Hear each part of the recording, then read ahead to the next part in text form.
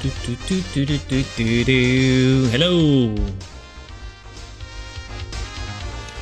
Start the recording. There we go.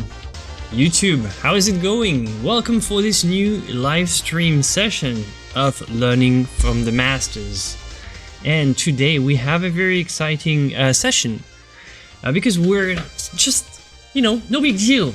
We're just gonna learn from one of the greatest masters of all time. If you ask anybody who is the biggest name in the world of art, they would probably say Leonardo da Vinci, and that's exactly who we are going to try to learn from today.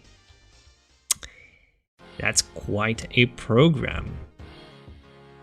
Yes, exactly. That's what we do today. That's this painting we're gonna try to study. And well, okay, it would be way too ambitious to say that we're gonna do a master copy in this episode. It's not gonna happen. Why? Simply because, well, it's incredibly difficult. It would require much more time and also a lot more sessions, like a lot more work over time. Like you need to do a little bit, let dry, do another bit, another layer, let dry, and do that again and again until you get this nice finish. What we're going to be focusing on is a kind of a key notion, is how do you get from the line. So you start with a drawing outline like this one. So you have your preparatory drawing, you transfer then your drawing on the canvas. Imagine that this is canvas, right? How do you get from the line to the full impression of form? And more importantly, what do you do when the paint starts to cover the line and you get lost in the process? That's what we're going to be studying, and we're going to focus most importantly on one of Da Vinci's key underpainting techniques that is going to help us deal with this very difficulty. So you might think, well, there's no way me as a beginner can learn anything from the biggest name in the world of art. Yes, actually there is a lot of things we can learn, and the Da Vinci technique is very precious for beginners. You might think, well, it's not for me, it's out of my league. No, because the Da Vinci technique is an indirect painting technique with lots of various steps. So it's even better. The last one we had, the one we had last week, the Sororia, was more kind of an alla prima where you have only one shot. So for beginners, a little bit more difficult. You need to really be super focused on what you're doing, and you need to succeed in the first go. But with a Da Vinci, you have an underpainting, you have a layer 1, you have a layer 2, you have a layer 3, you have lots of subtleties and great technical, a lot of technical complexities, of course, but they're executed one after the other, which is why it's great for us beginners, right? So hello everybody, and hello everyone. Let me check. Can I put the chat like that? Hello everybody, and welcome here. Welcome, and yeah. Hello, I'm going to try to paint along. We'll see how that goes. So the goal here for me, you can try to paint along. That would be great. That's the spirit of what we do. You have the resource here. Let me just remind everybody about the resource. You can follow the link in the description. Hopefully this time it works. Last time we had some problems with our links, but it should work now. The goal is now you go there, you do the little study. So first you start by observing. And this is something I really want to emphasize. You don't want to rush into making the painting too fast. Really give it time take the time to observe. And when I mean observe, it's really look at some key things, the focus point, all these leading lines, try to imagine how the artist has created this painting and try to see what you can learn from it.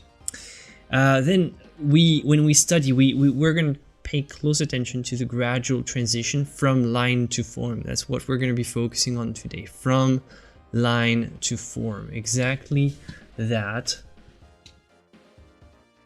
So how do you go? No, not white, of course. From line to form, that. How do you go from line to form? So how do you start with something like this and end up with something like this?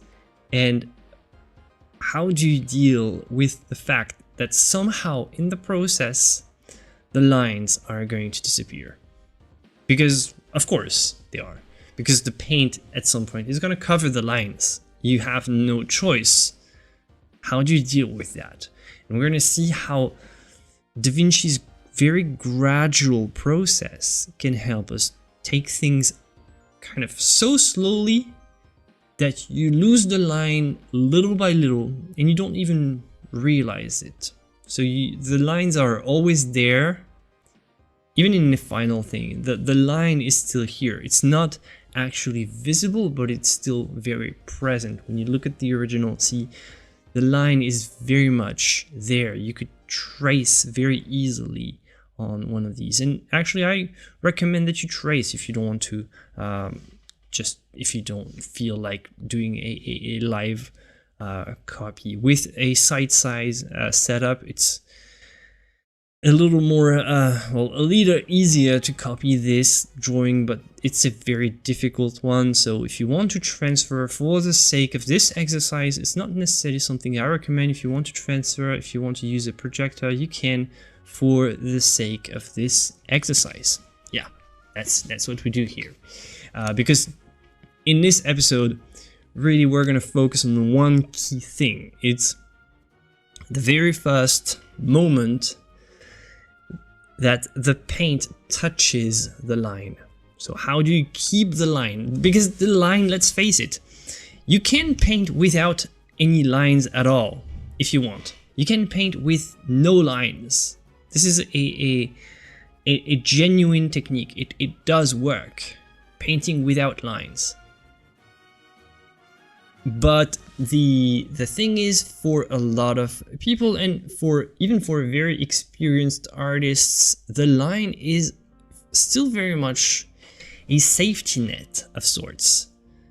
And why would you not want to keep your your little safety? The line makes you feel a little safer in your evaluation of the proportions, something that the brush is kind of incapable of doing. The brush is always like kind of fluid. It's like always here and there, a little bit of everywhere, and it's just a little bit more messy. So controlling the proportions with precision is a lot easier, especially if really accuracy, proportions, and precision is your goal, like what we have here, for example. So this safety net is not necessarily something that you, like, even experienced artists might need the safety of the line. It's more than just the safety. It's not because they can't paint. It's more because the line expresses something very unique. The line in this painting is there is still a lot of linearity in this painting. I'm sure that if you look at this painting, you compare to the one of last week, you see there is a lot more line. This looks much more like a drawing, and this is why the line here, the line really matters. You can't just skip the line. The problem is, okay, so the line is very important, but if it's so important, and how do you deal with the fact that somehow, at some point, the paint is going to completely hide it? And what do you do from now? But first, before we do all this good stuff, my good friends, let me say hello to everybody first.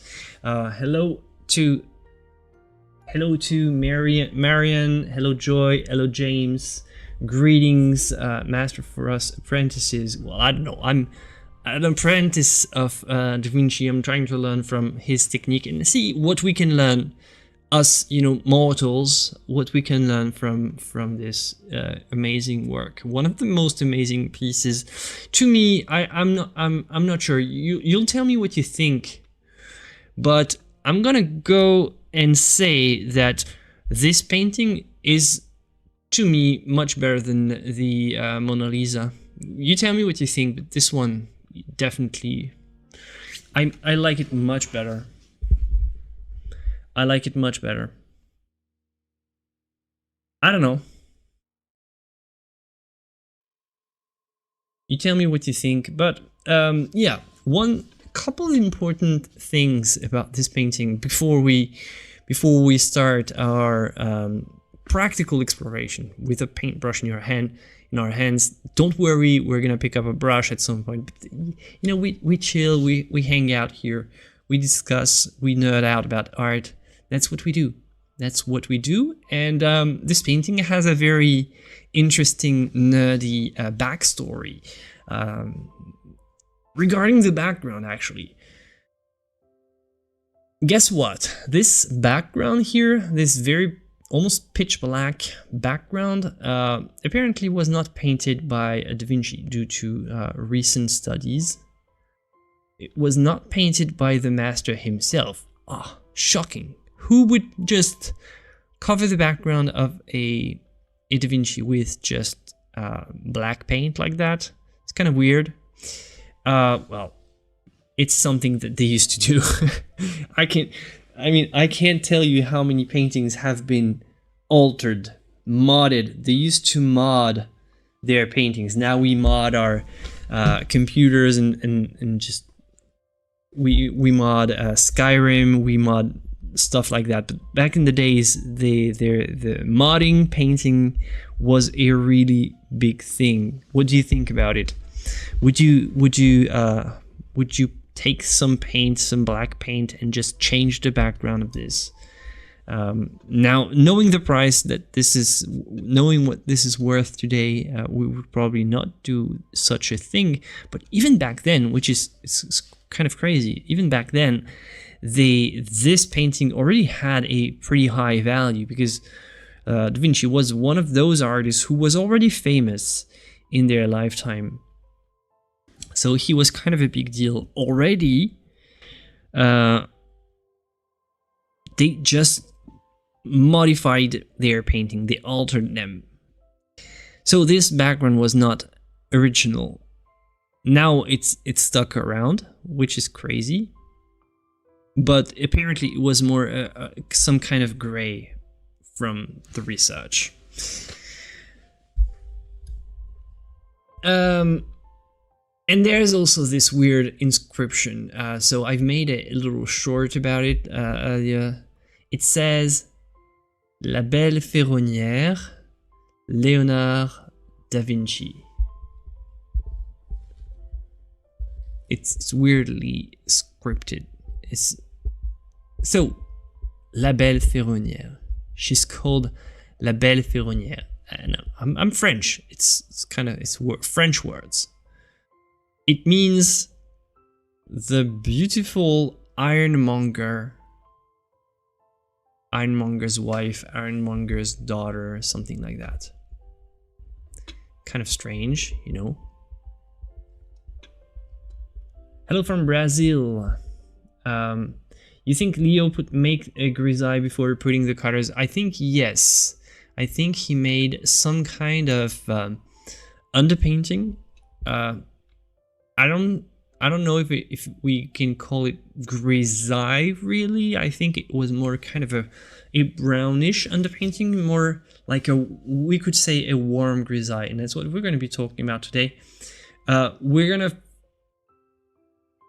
What I'm going to be trying to assume is I'm not going to 100% say that this is going to be accurate technique, but we're going to try to do something that was very often done at the time, a kind of underpainting that might at least help us even today. And maybe Leonardo did change technique here and there, but we're going to try to do something that is in the spirit of his technique, not necessarily 100% because I can't be sure, but we're going to do one kind of underpainting that somehow preserves the lines for as much as possible. So the goal is going to be to keep those lines alive whilst covering them. It's going to be a tricky little thing, but thanks to Leonardo's style with a lot of layers, we're going to attempt that. So La Belle Ferronnière, I've just seen the original in Krakow, recommended. I love this. This is awesome. Hold on, I can't put your...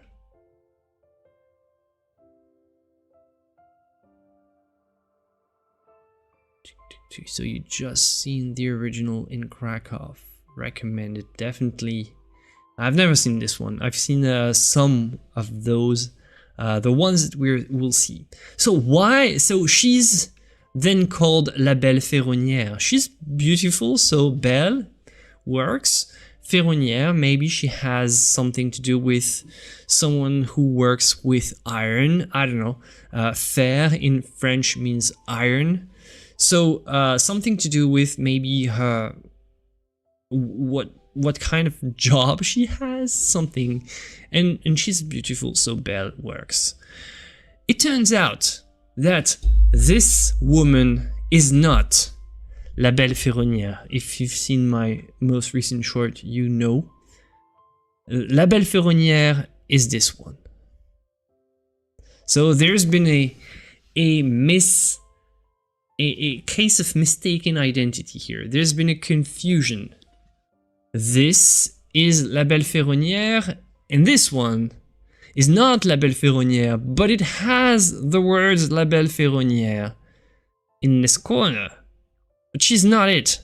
That's not good. No, she's not it. That's a huge mistake. Somebody has repainted this background and has written the words with a little paintbrush. But no, this shouldn't be a thing. It's kind of crazy when you think about it. On this one, they haven't made they haven't changed the background. Nothing here is written, so this one is much more clean. And I think this one looks much more like what Leonardo would have done, maybe with his studio. I don't know. We never know, really. And strange thing is, so if I tell you that this is La Belle Ferronnière, you would believe me, right? Well, you would be wrong, because apparently there has been another confusion with this one, who's a little bit less belle, a little bit less beautiful, let's say that. This is the true Belle Ferronnière, apparently. Well, according to what we know. Crazy story. So those two paintings, from my research, but maybe I'm wrong, it's still very confusing. So I don't know if the historians are really clear about exactly what this is all about. So this is the original Belle Ferronnière.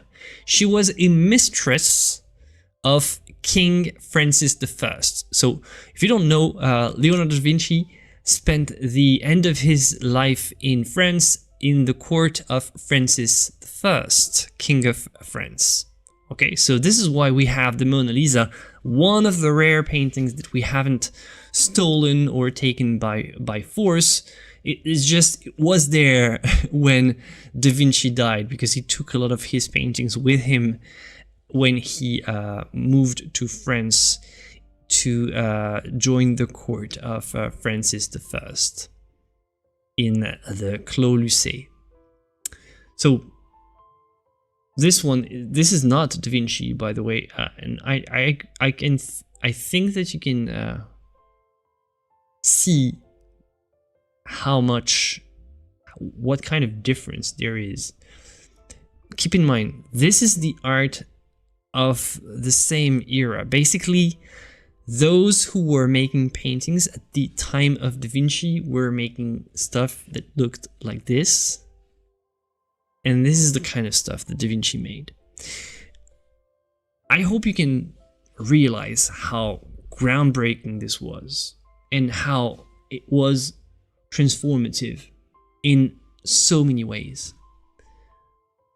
This one even more, I think it's even more lively to me. I mean, I like this one as well. But like compared to something like that, with clearly incorrect anatomy, like very weird stuff happening, when you have something like that, it's like night and day. So the hype about Da Vinci is not just, oh, okay, yeah, okay, he's good, but you know, no, he's so much better than what the kind of painting that was made at the time. So much better. So it's not overhype, it's real. This kind of style was game changing. Okay, so I've got another I've got another image to show you.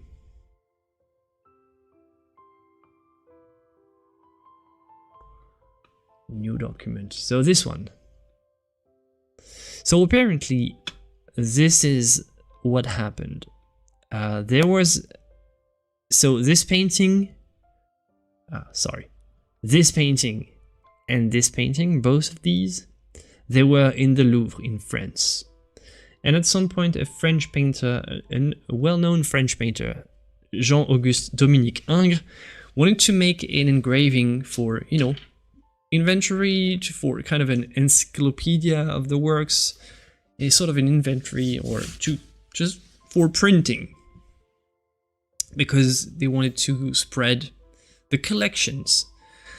And he made this engraving, this copy, which is pretty good, not perfect, but good. You can still see that it's Ingres, by the way. If you know the style of Ingres, there's kind of a less grace, a little bit more roundness and oval shapiness, I don't know. But the thing is this, he wrote the title La Belle Ferronnière. In this one, Maîtresse de François Ier, Mistress of Francis I. And this is where it all started, apparently. So from now on, after this engraving was done and put in the collection, in the inventory, now all of a sudden this one was not Belle Ferronnière, it was this one. And somehow this one got confused with this one. Even though it was far away in Poland, now it's in the Polish collections. It was sold. So first of all, it was in the Sforza. It used to belong to the Sforza family. Sforza. The Duke of Milan. This guy is Ludovico Sforza. He's the Duke of Milan. He was the Duke of Milan when this lady was around. This lady is not called Lady Sforza, by the way. She's called Cecilia Gallerani. Gallerini or Gallerani? I don't know. Hope I'm pronouncing it right. Nice French accent, thank you. It's pretty easy as a French person to have a French accent, so I'm kind of cheating here. So Cecilia Gallerani got confused with this one. They kind of look similar. They have kind of a similar kind of accessories, similar kind of clothing. You have to remember that back in the days, in the 17th, 18th century, the catalogs of the collection of art collections was not standardized. There was no proper research. There were no professionals that would just keep track of where all the works were. It was more in private archives, and most of the notes attesting the presence and the titles of the paintings could get easily lost, and most of the time it was just a simple description of the painting's subject. So they could say young lady with some jewelry on her forehead.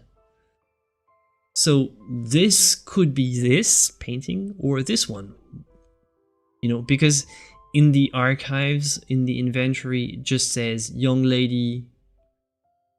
So it could be anyone, anything. So that's the crazy thing, is that there was a lot of confusion back in the day. So someone somehow at some point thought this one was the real, was called La Belle Ferronnière, and somehow painted it on this, in this corner. So this is the story of how it was painted this way. But nowadays we call this one Lady with an Ermine.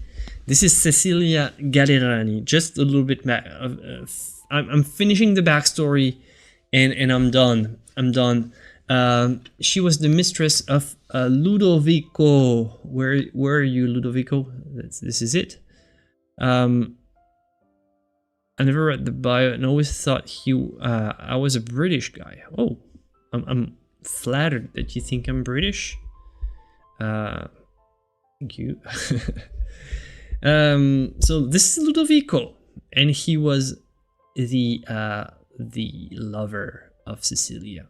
He used to love her. She was an amazing person. Apparently, had lots of, an amazing personality, very clever young woman, very talented, bright, sung really well. All the qualities that someone would desire in a mistress in the Renaissance and in the court of the Duke of Milan. So she was a very this is a love story. So maybe the Duke of Milan had a real wife that was not a love story, but there was a real love.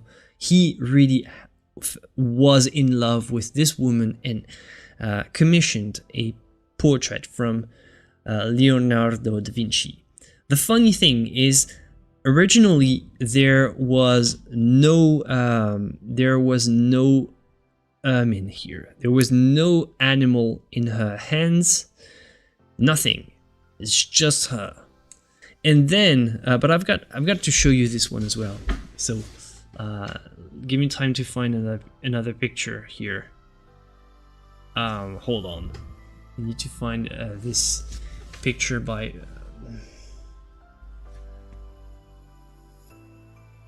Maybe this one? Yeah. Secrets of Leonardo revealed. Okay, this one is funny. So let me show you this one.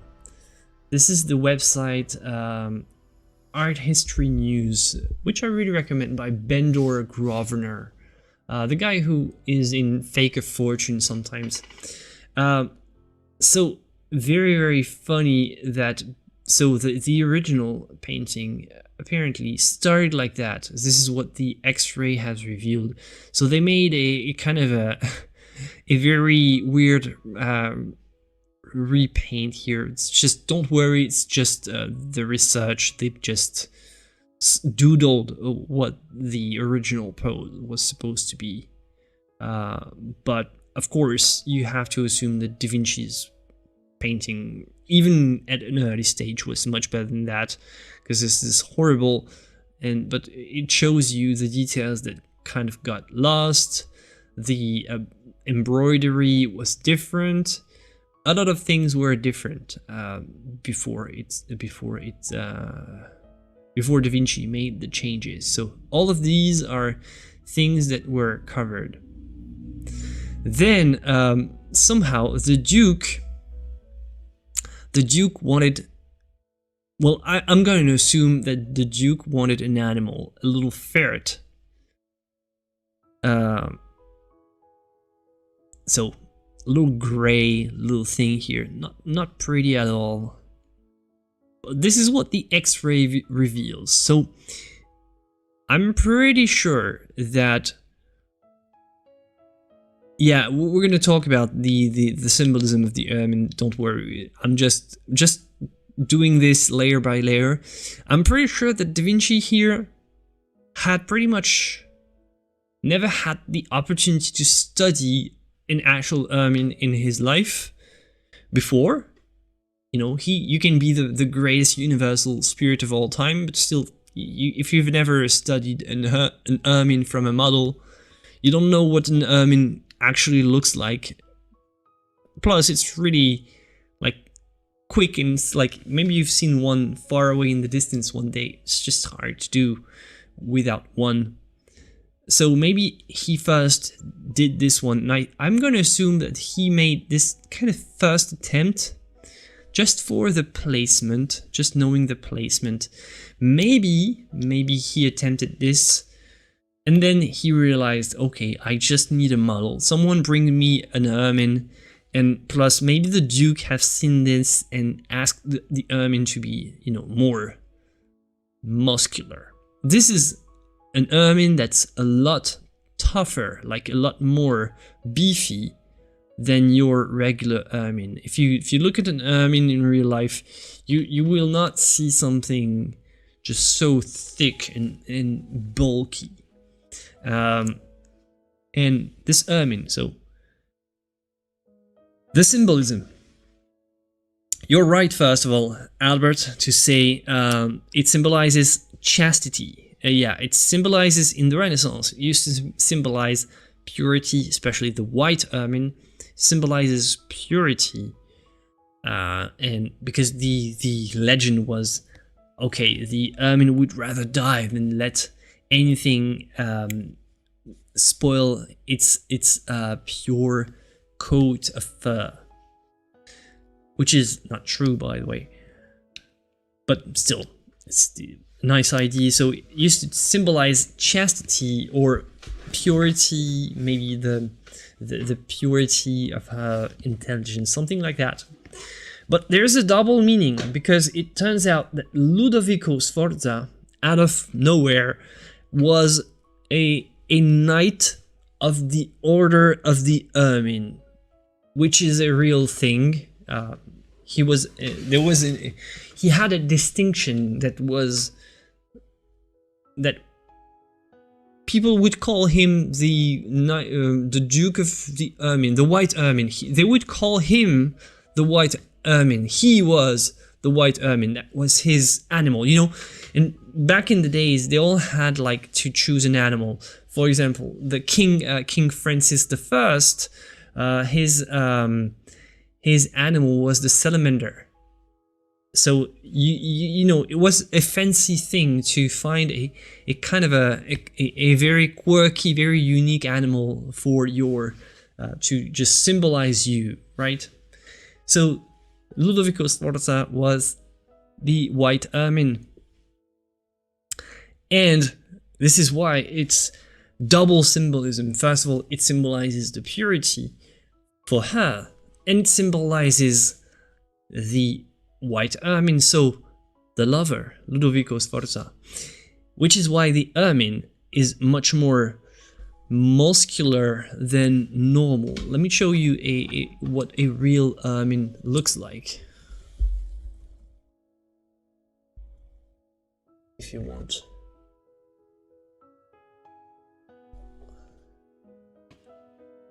It's super tiny. It's so cute.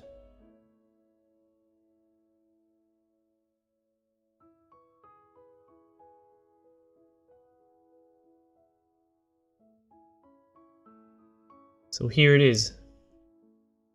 This is what a real ermine looks like. This is so cute. Look at this little thing. But a lot less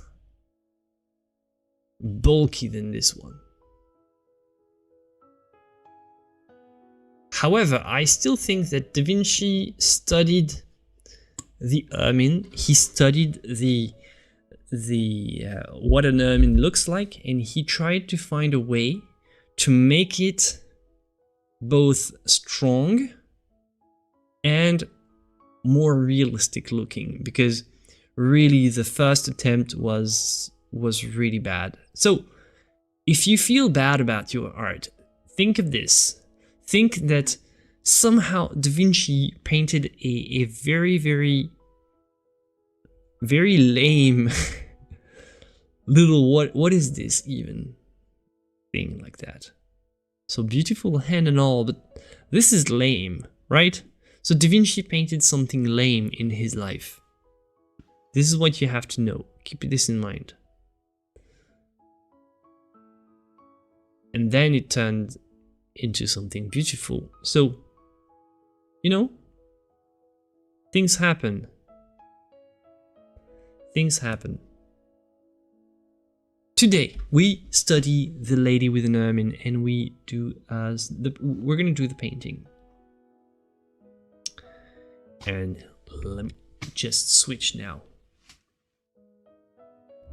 Show the palette. Actually, let's bring the palette here on the side. So our challenge for the day is not to make it a fully finished painting, because, well, we're not gonna get it in this session. It takes a lot more time. Our challenge for the day is we want to preserve the lines, but we want to start building up with the paint. It's a double kind of challenge, because the lines, we're going to lose them at some point, but we still want to preserve the lines. We still want to preserve them so that we can build the paint and just place the paint at the right spot. But somehow at some point the lines, they have to disappear, right? So how do we do that? Well, what we're going to be doing is we're going to be starting our paint application very gradually.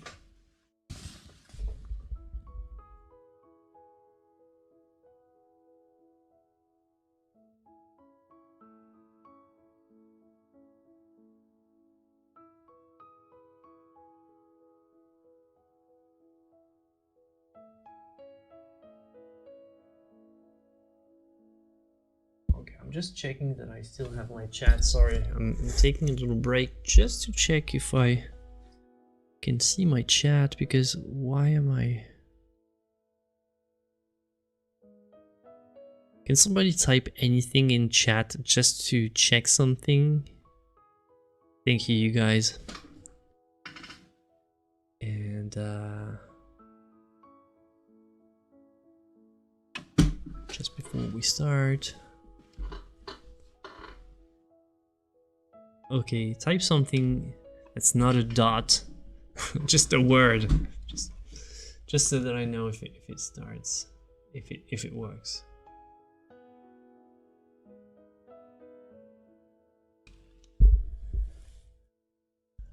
Word, haha. Okay, so it works. Okay, it's just, I was just checking something.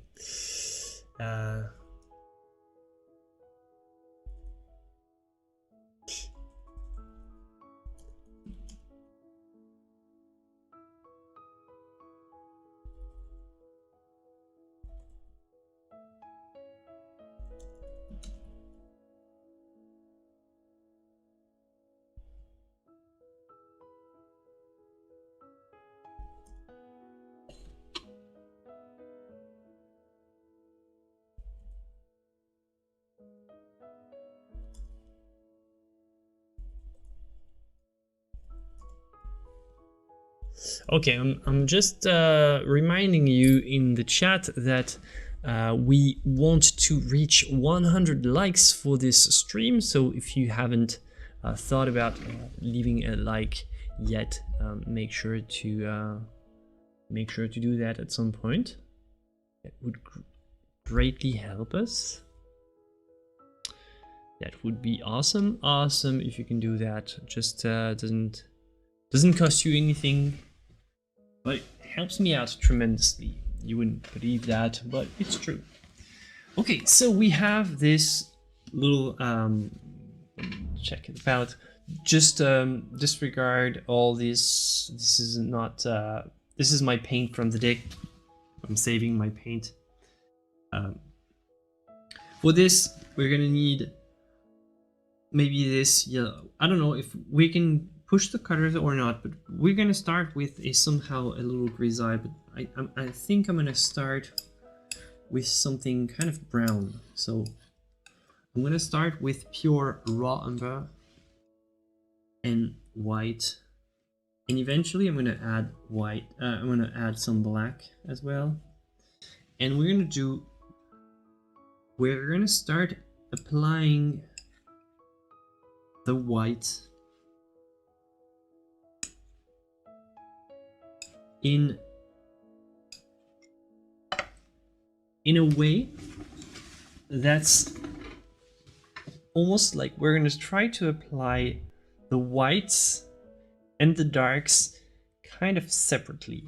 So it's almost like we're going to be doing hold on, the problem is that I don't have the proper brush.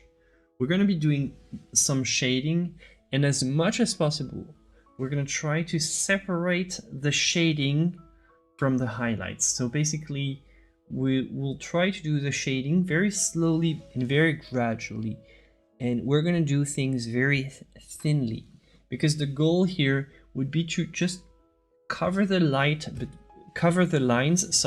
very progressively.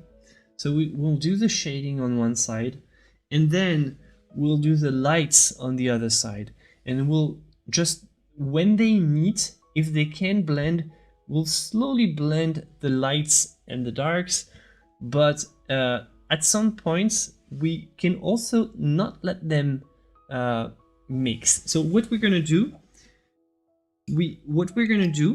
is we're really going to try to separate those and make sure that they don't mix. So on the palette, we're never going to take some of this white and some of this dark and mix them to get something gray in the middle.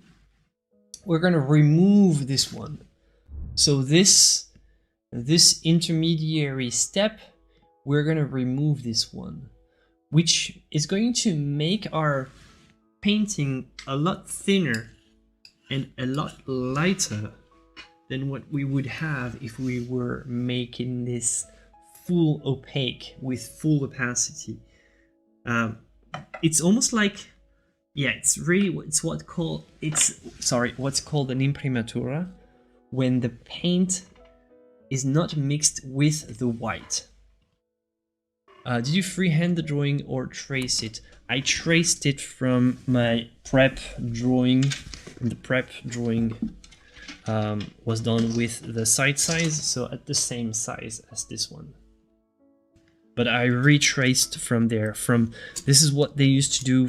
They used to have their prep drawing, and they would trace it from what they called the cartoon.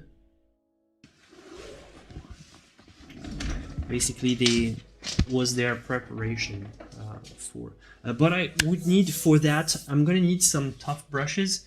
I've got those really beautiful brushes by Meeden, but they are kind of too soft. See, these are those brushes that Meeden sent me, really, really good, but it's more something we'll keep for later, because I kind of need something pretty tough.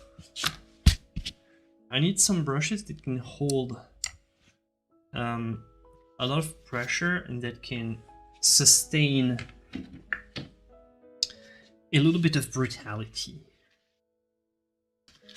because we're gonna really almost dry brush our way into the very first values. We're going to make things very light, so there's going to be a lot of almost scratching and scrubbing with the brush. So I'm preparing some tougher brushes here that I think will help. And I'm still keeping my soft brushes here and there. Those tough brushes are going to be very helpful.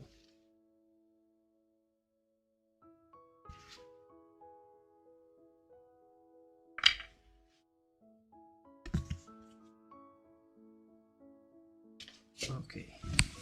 Oopsie. Sorry.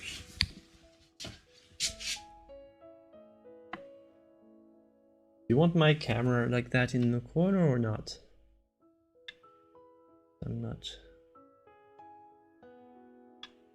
I don't have to be there. I can be somewhere else. I can hide my face if you want.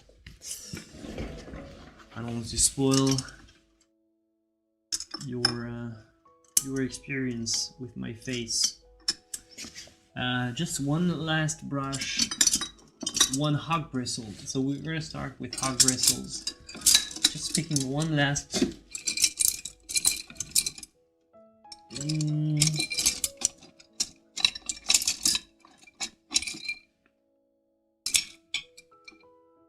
Let me see. Yeah. See it back here.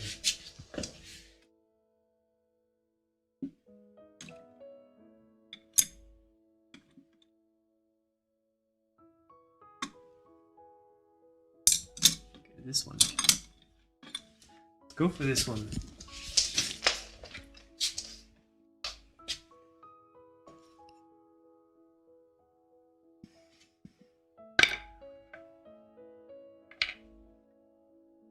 Okay,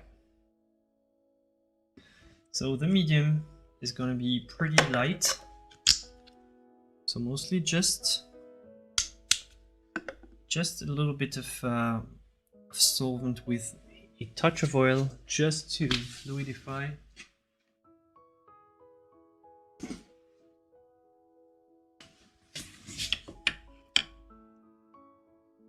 So you start with the darkest dark as always.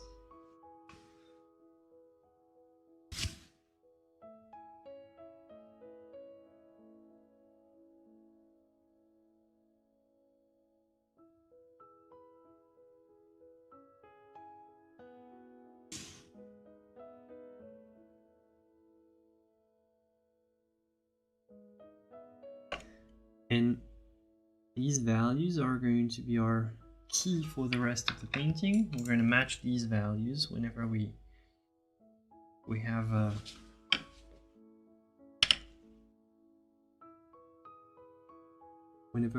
value to place. We're going to try to match it with this one. Starting with the eye is a pretty common trick, because you always have something you always have the darkest dark and the whitest white next to each other on the same small space, right? So it's generally a very easy trick to start with the eye, because you know in the eye you have some white. So here I'm gonna pick up some white. It's very tiny here in the reflection of the eye. And I'm making this. It's somehow a little smaller here.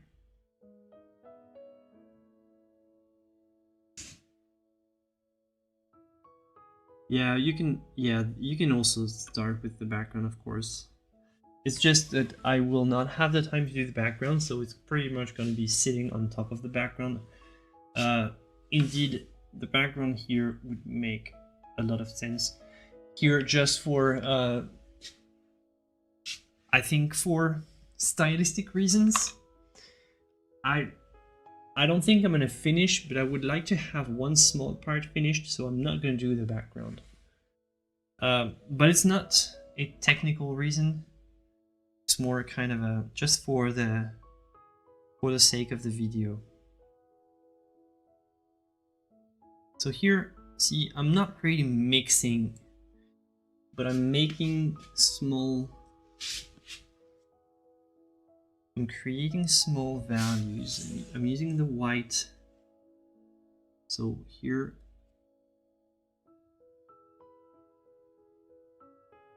I'm spreading a little bit of white where you have light areas, and I'm trying to not make them mix too much. You'll see how it works whenever the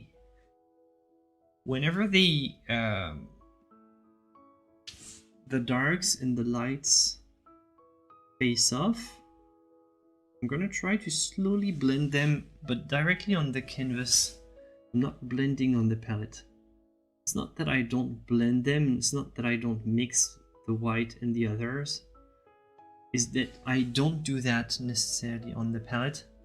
I let everything happen on the canvas directly.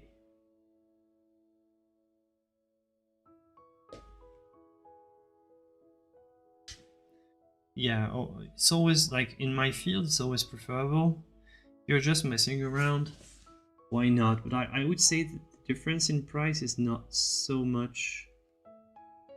It's not so much better, so much more expensive that it's still worth getting the Pro line. In my opinion, I don't know. I've gotten student quality grades before, but you know, it's not like very quickly you realize that you can do much better with better paints, just the best quality. And I've never been really convinced about the price difference. So, for example, between the Rembrandt and the Van Gogh, I would get the Rembrandt.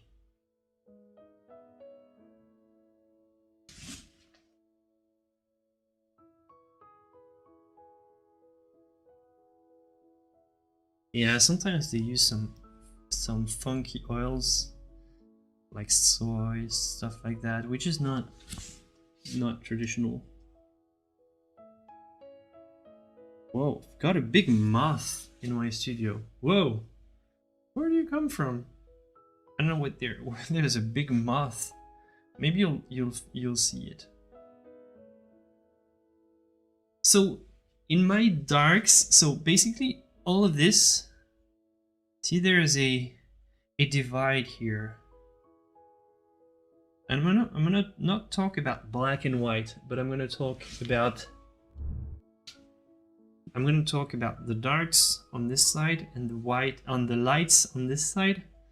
So whenever I'm mixing the darks, I can always incorporate some colors. So why not some yellow ochre? Why not? Because just a little touch, it's still gonna look. The goal is not to create something that looks like flesh tones, but it's to create something that will facilitate the application of the flesh tones later. Basically, I don't necessarily want a gray grisaille that really looks blue. I want something that's useful for when I apply the actual colors on there.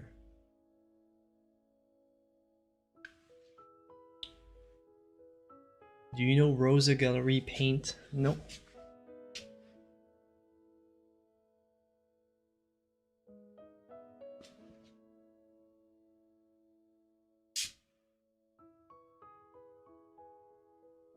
So the idea here of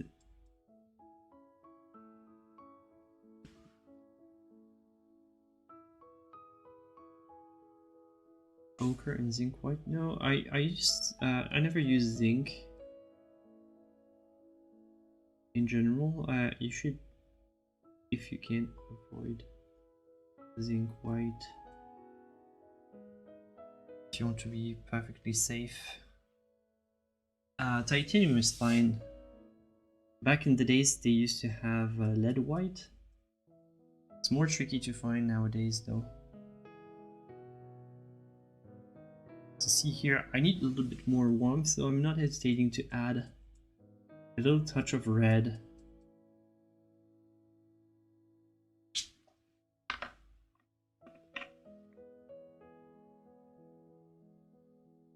And I'm gonna add a little touch of yellow to my whites.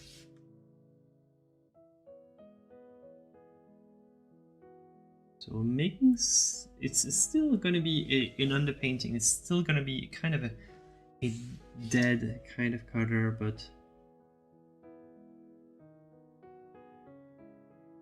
it's still gonna work. Can you use refillable? What the hell is a refillable brush? What do you mean? I'm refilling my brush right now. Look at what I'm doing. Refilling my brush. Absolutely not. The oil paint.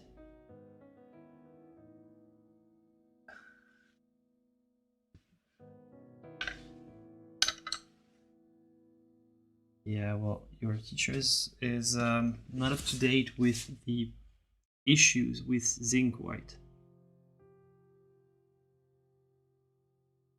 Nobody uses zinc white anymore, actually.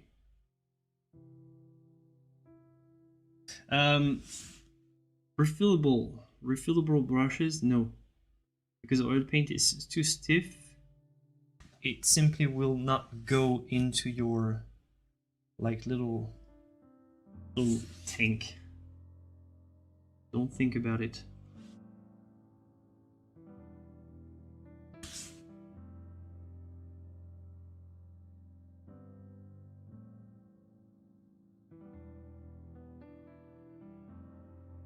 See how I'm trying to preserve the linearity of this eye? I'm slowly reaching the edge here, and when I'm reaching the edge, I'm using a much smaller paintbrush just for when I'm reaching the edge that I want to preserve, and I'm trying to nail the area with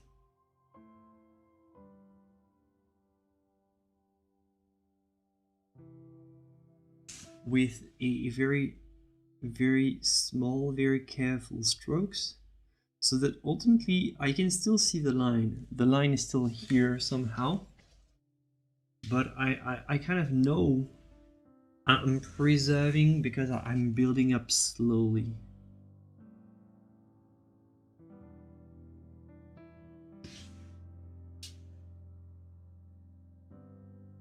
Well,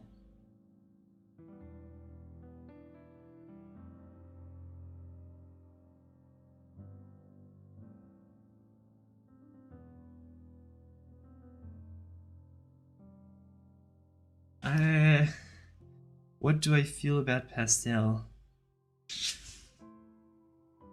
It's dry. Pastel is dry. What can I say? I don't know. I like the fluidity that that fluid paints bring. So I'm sorry. She meant first layer with zinc because it has more warmth. I don't know what is this obsession with having more warmth in your white. Somehow titanium is hated because it doesn't have warmth. You know what? If you don't like the fact that titanium lacks warmth, just take some yellow ochre and mix it with your titanium. You'll get the warmth. This is such a... And lead white has more warmth. Yes, and so what? Just learn how to properly mix and learn how you can make your white either cool or warm on command. And then you decide which one is the best based on availability, drying time, and other issues like that. If you want zinc white, just be my guest, use zinc white. Some artists use zinc white, they love it. But if you are kind of if you're curious about what zinc white can potentially do, just look at just Google the latest research. I think they had I can try to find it for you. They made a little research on the Gamblin, the manufacturer. They explained the problem with zinc, why they do not produce it. No.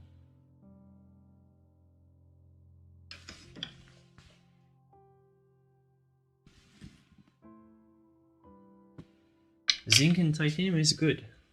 All your titanium white is zinc and titanium. It's just pure zinc has problems. Let me find this thing for you.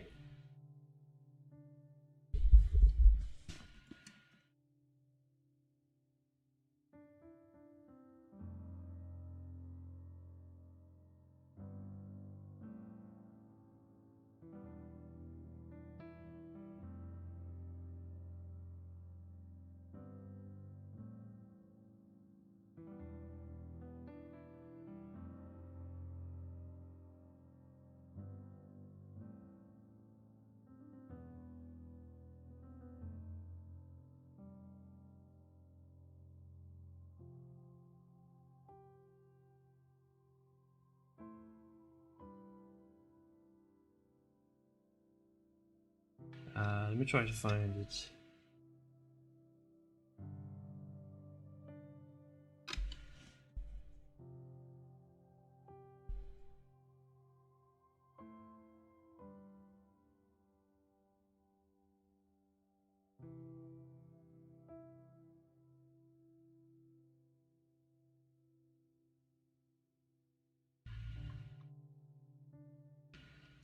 It's this article.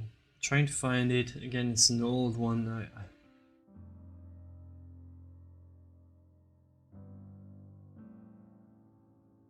Okay, this is it. Zinc oxide. Let me show to everybody so that we can close the debate. I really think Gamblin is a great brand, by the way, so I trust their opinion on that. Zinc oxide in artist oil cutters. Zinc has noteworthy limitations. Principally, too much zinc makes for a brittle paint film. These issues have been studied in depth by Mecklenburg and Tumosa of the Smithsonian. Zinc oxide levels were getting too high in many brands of oil paint. So when they mix titanium and zinc, they mix below 15%. So that's one thing you have to know. So more than 50% of zinc white in any paint film can lead to problems. The study states especially problematic on stretch canvas primed with acrylic grounds. Okay, so that's only if you use acrylic ground. They also advocate. So there's a lot of things. I'm leaving it to you. As a general rule, avoid zinc white as a mixing white since more has to be used to create a lighter tint. That will certainly lead to a brittle paint film. Gamblin produces 11 other whites that are more stable than zinc whites. And getting the right white. Gamblin has lots. You know, if you want something warm, doesn't have to be flake white, by the way. They have a nice selection. Radiant. Some are ground in safflower. This one is flake white replacement. So why not? Fast dry time. Titanium dry time. You know, and you have zinc here if you want. Just use carefully. Just doesn't mean you never use it. It's just that using it as your teacher is recommending, I don't think is a good idea.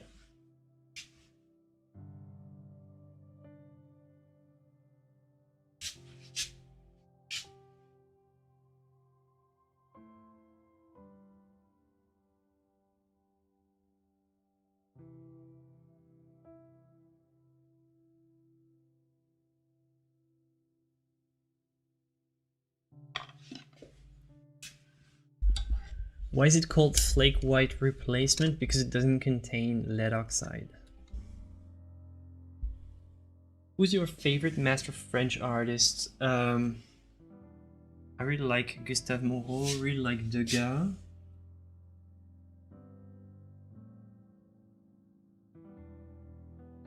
I don't know.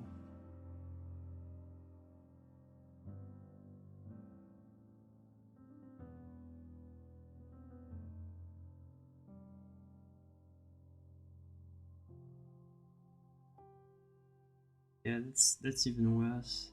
I think that's even worse.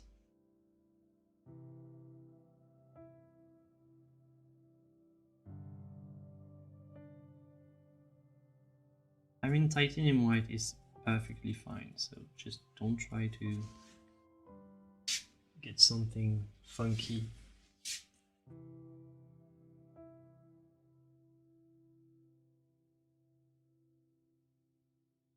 However, there are different versions of titanium white, and if you can get, for example, a fast drying titanium white for the underpainting, instead of using zinc, which is kind of nonsensical, just get a fast drying titanium for your bottom layer, and then you add some slow drying titanium.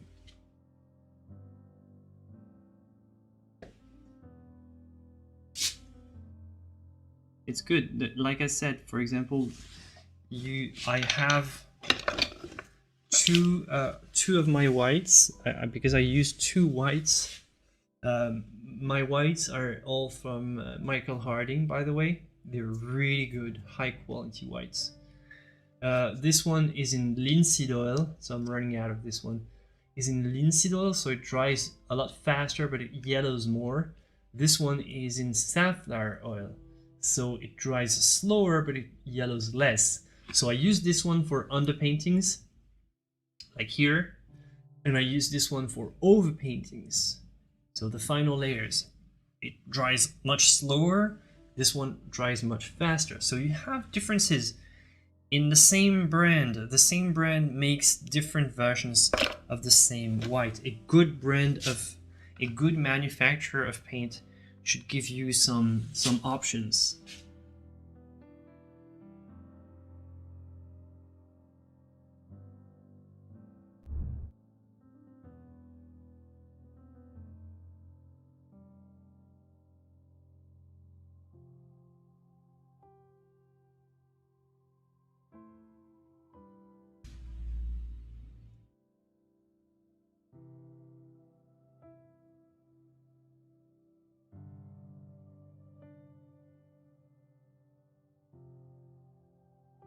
Favorite painting brands are Winsor Newton, Michael Harding, Gamblin, Sennelier, not bad.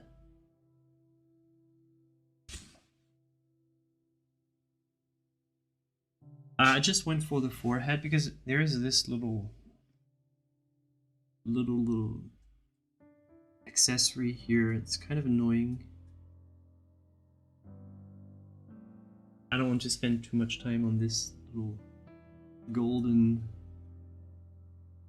band here. I don't know what this is.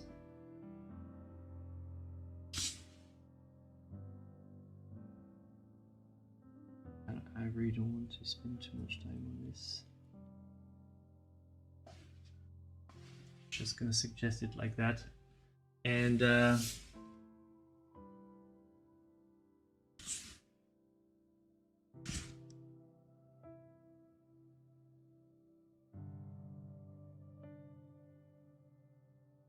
so the goal here, see how I've covered here this area with just pure white. Normally you don't use pure white, but now what I'm gonna do is I'm gonna degrade my white until it blends smoothly.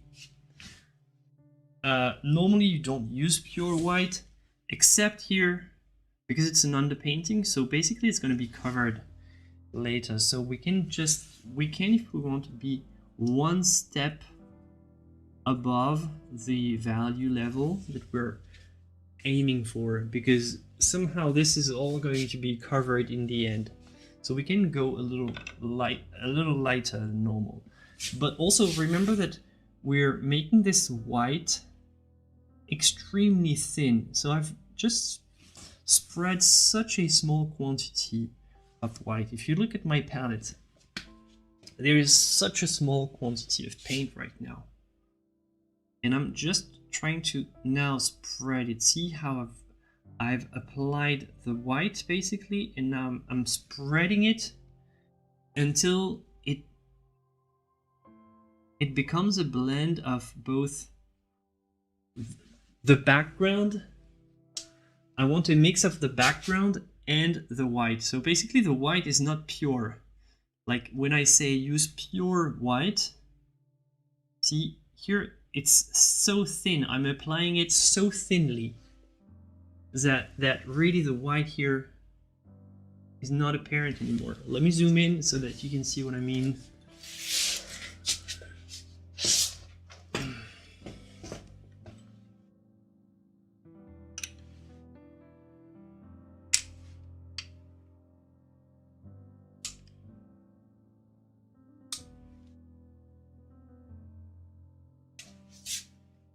See, so this is again showing it again. I'm applying the white almost pure like that, and then I'm spreading it. So I'm building such a light amount.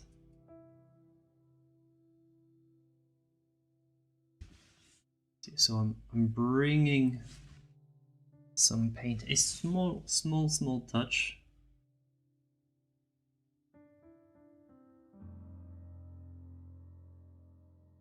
And I'm spreading it. So it's still transparent in a way, because see what if I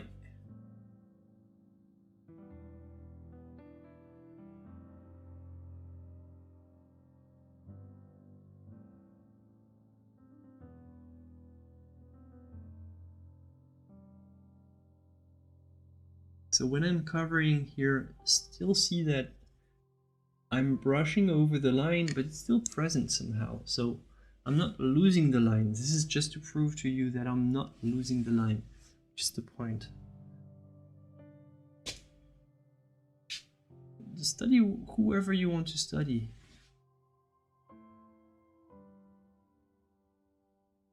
Most important thing is study.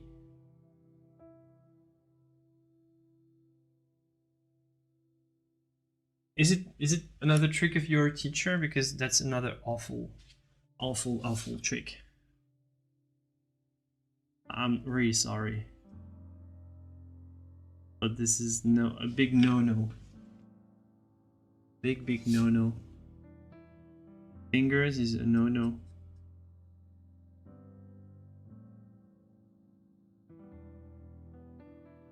It can be done. I mean, some painters have done it in the past. I very strongly recommend that you don't do that.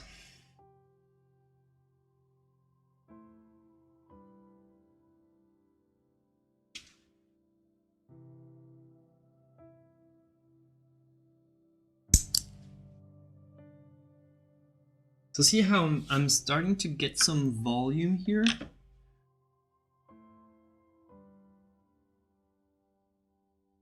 Okay, with working gloves, but I don't know what's the point of gloves then, because the brush is technically an alternative to it's a much better version of your fingers. A brush can do a lot more that your fingers can't,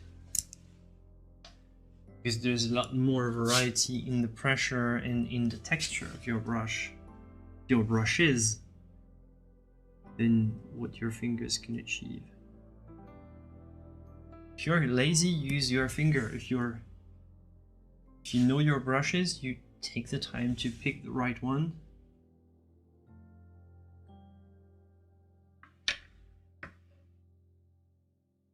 So see how the form is slowly starting to build up. Somehow the line is still there, right? But it's slowly starting to build up. So after that, you have to imagine that you do something that looks like that, you let dry, and you come back the next day and do it over again. Come back the next day and you do another session when it's dry, and you build up yet another one, so it makes it even more smooth.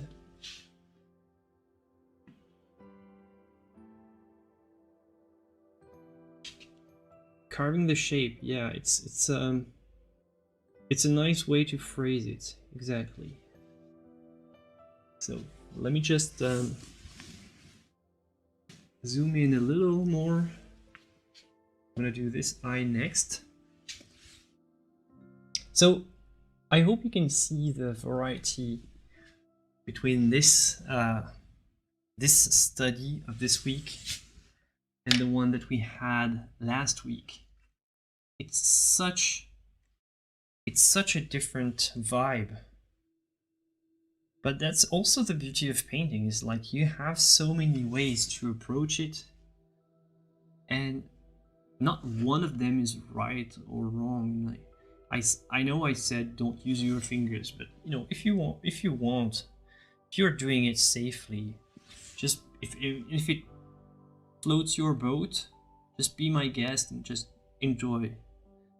There are thousands of ways to reach the same point, and there are an infinite number of ways to reach infinite number of possibilities, creatively speaking. So just enjoy the vibe and just paint the way you want,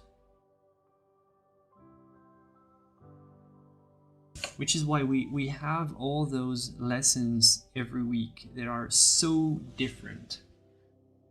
One day we do Ada Prima, one day we do the complete opposite of Ada Prima.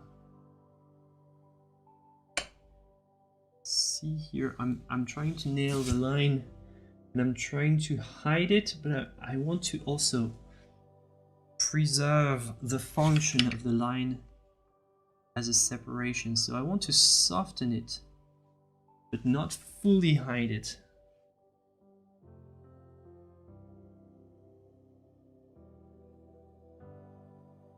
My favorite masterpiece of all time is Judith and Holofernes by Caravaggio. Caravaggio is my greatest master of all time, and yeah, it's definitely my main master.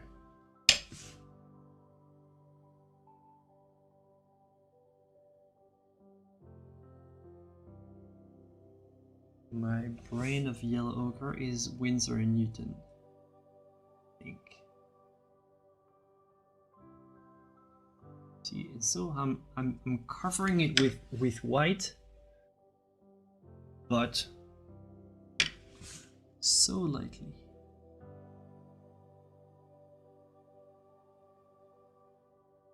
What I should paint for your first painting? Well, you can paint a lot of things. Check out the links in my description, because I have all the resources and the assignments and the models on my Patreon. There are links to my Patreon, but you don't have to be a Patreon, like a paying member, to join and do the things. Or what you can do is you can check out our Discord and do the links are all in our Discord in the open atelier section. Some people also in the Discord, what they do is they give models, like photos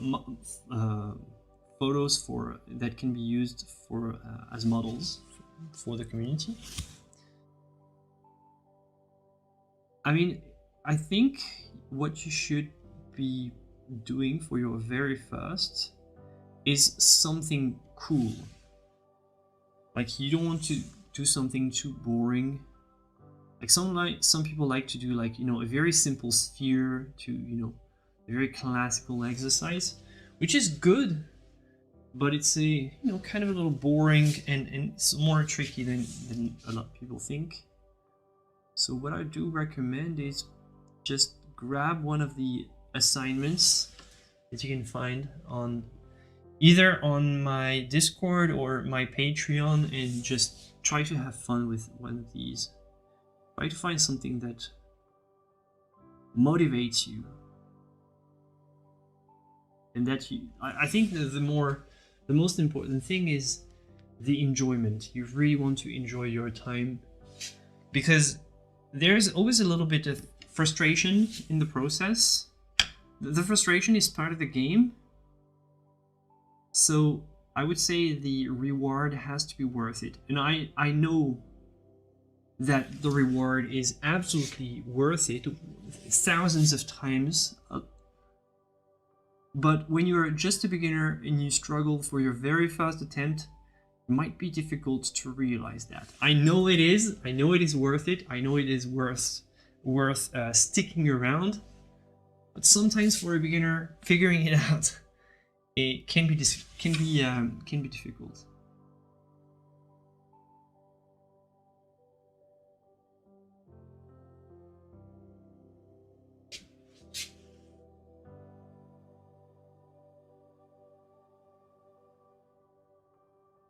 So getting something that at least you have fun doing, even if you fail, because you're gonna fail, you're gonna mess up, there's gonna be a lot of problems.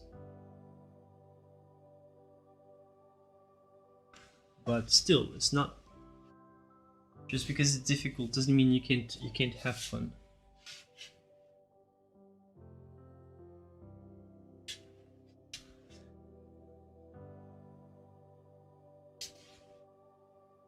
So yeah, I use not Gamsol, but I do use, we call that OMS. Hi Felicia. Yeah, we call that OMS, Odorless Mineral Spirits. So Gamsol is basically an OMS, just like Sensodor by Winsor & Newton, stuff like that. So it's kind of that you use. For example, this underpainting was done with this. This is what we call the solvent. And then to that, you also have to add some medium, like the medium is the oil in the case of oil paint. Just because the solvent alone is not enough, so you just mix the solvent and the oil for various reasons, but mostly because pure oil is not good. Like, too much oil is not good, it's going to cause some drying issues, and too much solvent is not good either. It's also going to cause some drying issues. So what you want is to make a little mix of the two, and you use that, and this is called your painting medium.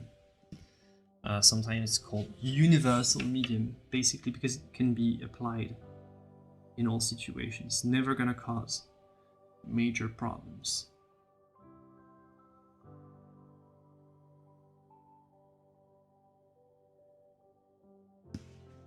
So look at how it's slowly starting to come alive. Slowly, very gradually.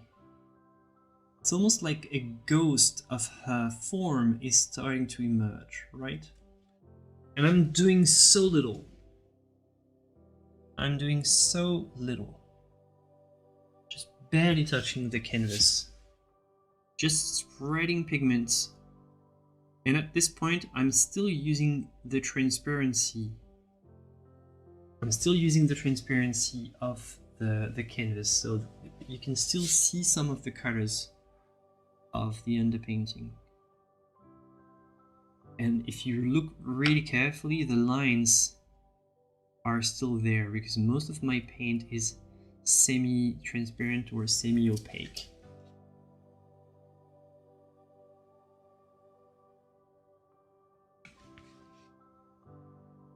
Hi Christopher.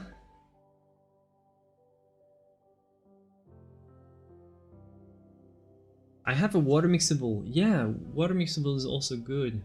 By the way, if someone is interested in oil but doesn't want to you know, use pure traditional, let's call them traditional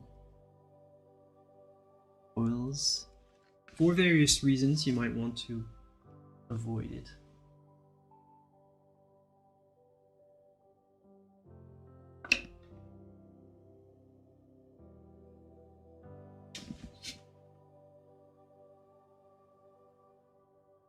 So tiny brushes here, very precise work is required, very subtle.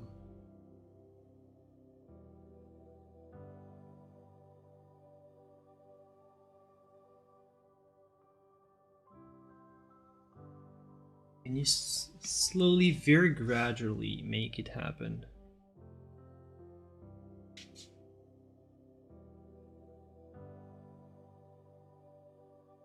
If you look at how I'm doing here,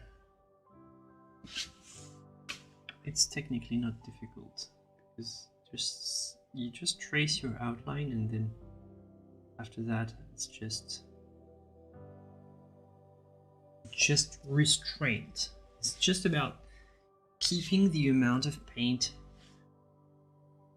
to the spirit of this very thin underpainting is keeping the amount of paint as limited as possible.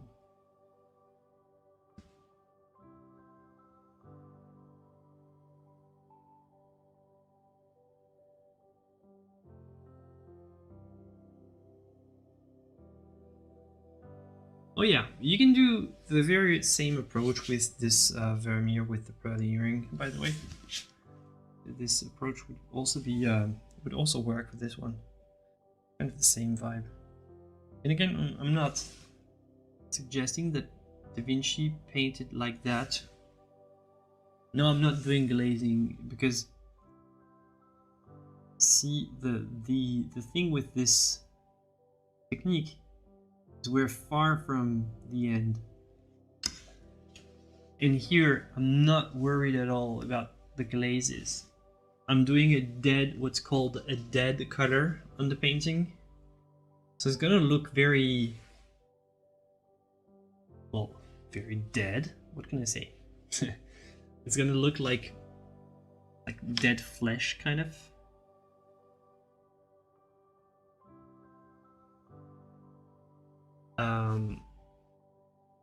And glazing would require me to wait for that layer to then dry, then cover it with first one more layer, and glazing would be like let's say step 4 or 5 in the process, and we're at step 0. So patience is definitely needed. But again, it's also why this kind of painting is much better for beginners. It's because you can take all your sweet time and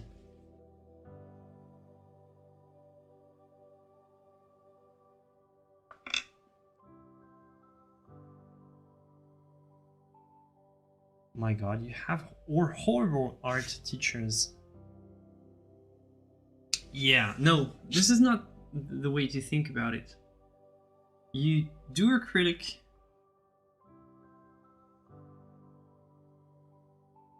if you're interested in mostly highly textured effects, you know, like abstract art with, you know, crackings, flaking, some, you know, dripping, very heavy layers, some very cool abstract, you know, paint texture.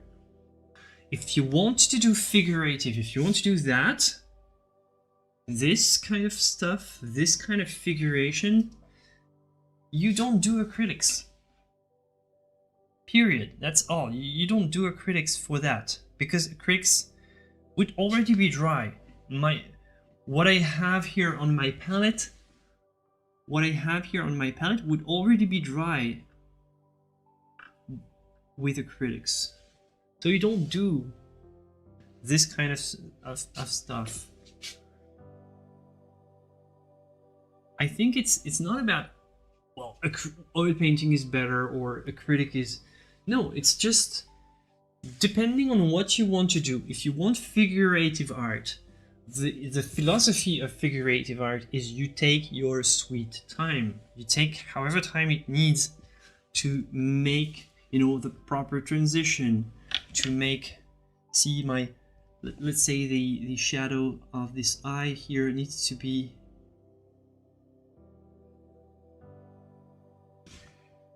you see, you take your time to make this better, for example. So if it was done with a critic, I would not have the opportunity to retouch this while the paint is wet. It would be dry already.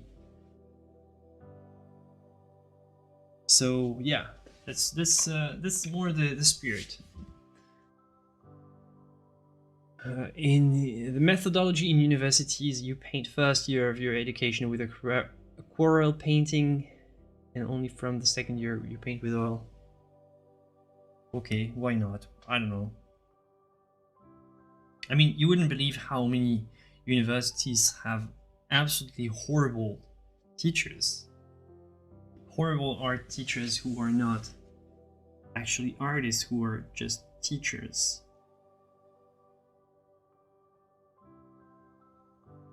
Some teach well,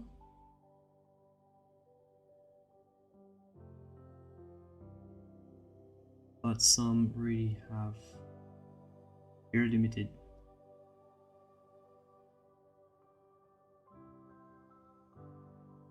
Okay, yeah, I thought it was a typo, and I thought you wanted to type acrylic. So yeah, watercolor. Just watercolor is just such a different kind of world. It's not even comparable because it's transparent. It's a transparent technique, so it's not even in the same category. I don't know what to say.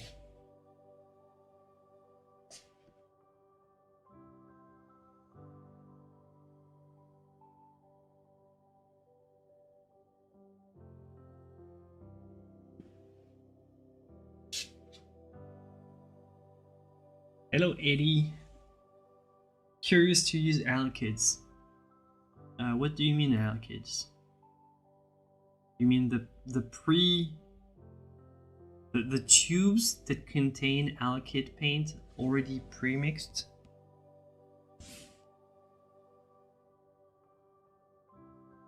Or just, you know, use liquid as everybody else?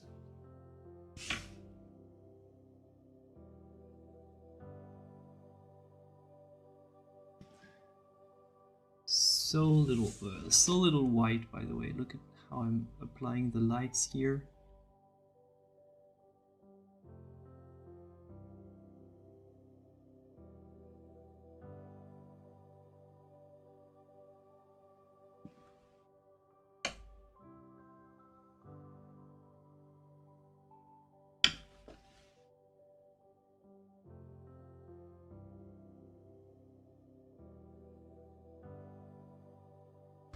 Yeah, I like this. I like this way of seeing it, Felicia.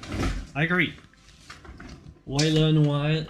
Yeah, if you think that you're gonna learn one to facilitate learning another one, I don't know. I don't think it helps. It's like saying, okay, I'm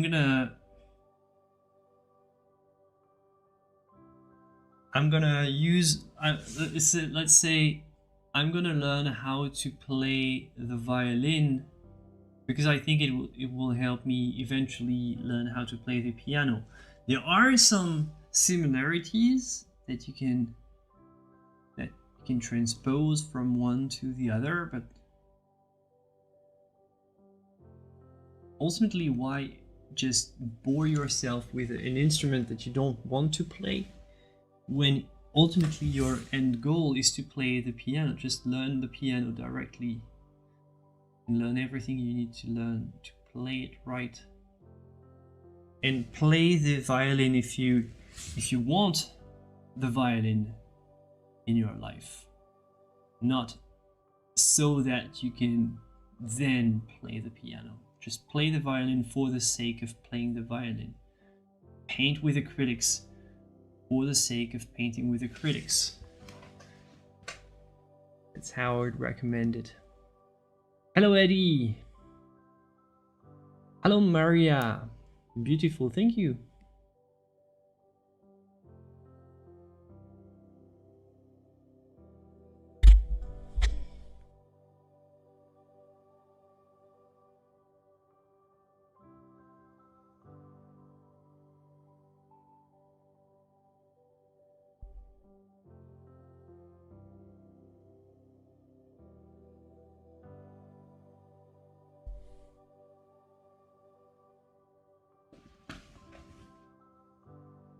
What is the fancy? What do you mean? He didn't paint out of prima, he painted with a lot of successions of layers, but I think it's what matters more is you don't necessarily need to nail it 100%. What matters more is to get the spirit. And if you observe, if you download this image resource, which is pretty high res, by the way, and if you download this resource and you zoom in, you can see some of the traces of the outline here underneath. Some traces of the outline.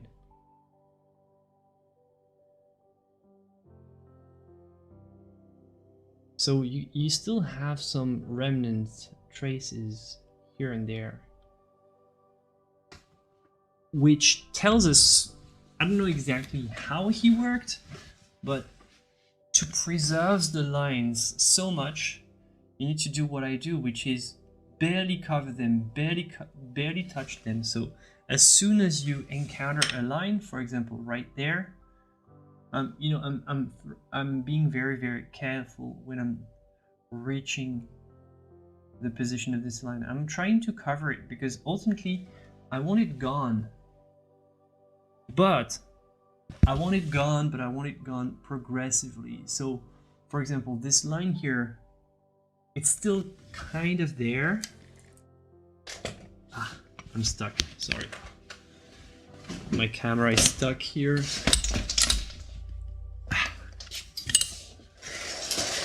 Want to give you an ultra zoom. Yeah, it's preserved in a fantastic condition. You can still see the line underneath here. I'm slowly getting rid of it. Very progressively. So for the underpainting, maybe the line will still remain visible. No problem at all. Traces of the underpainting will remain. And see, I want to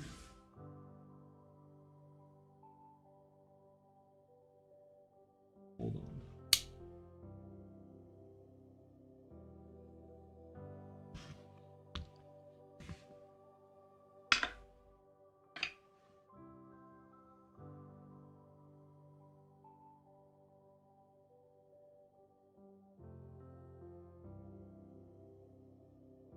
When I'm reaching the line, I'm growing more careful. Make sure I'm preserving the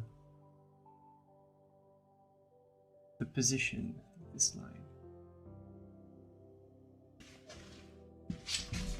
Yeah, it's true that Leonardo was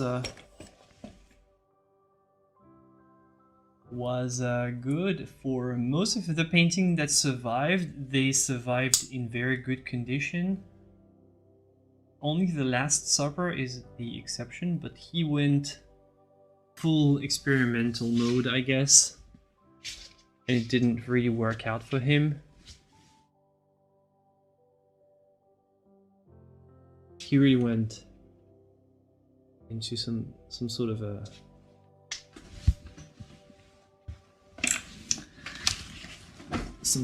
unconventional technique.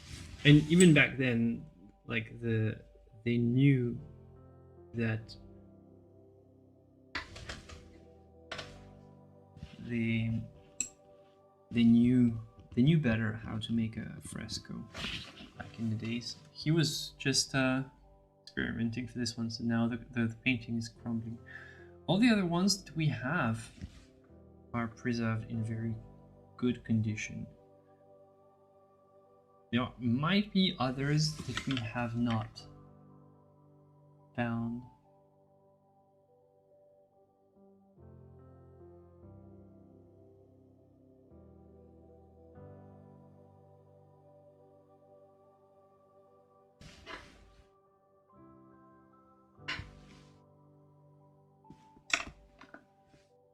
Okay, so now I'm gonna cover it with the white again. As you said, somebody said it in chat, semi-transparently. So I'm applying the white, but I'm also applying it very thinly and very carefully. And then with a dry brush, I'm gonna spread it.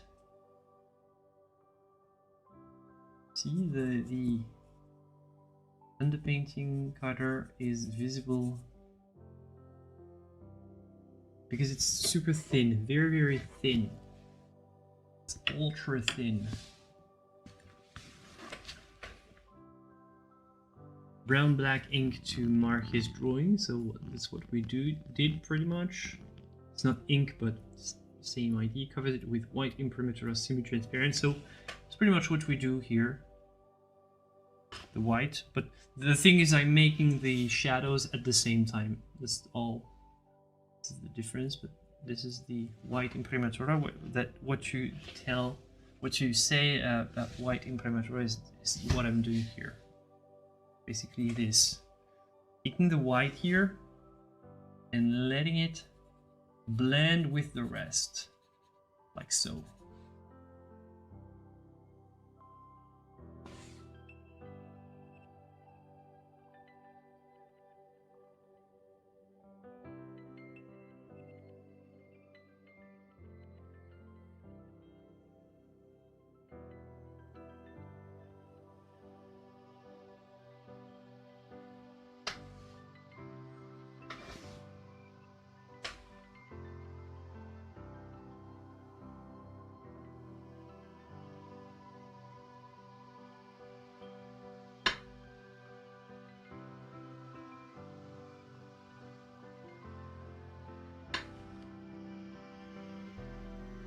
It's almost like dry brushing. I don't know if any of you have experimented with dry brushing, but it's very similar in a way. It's like you take a very small quantity of paint, very little medium, and you spread the pigments as much as you can.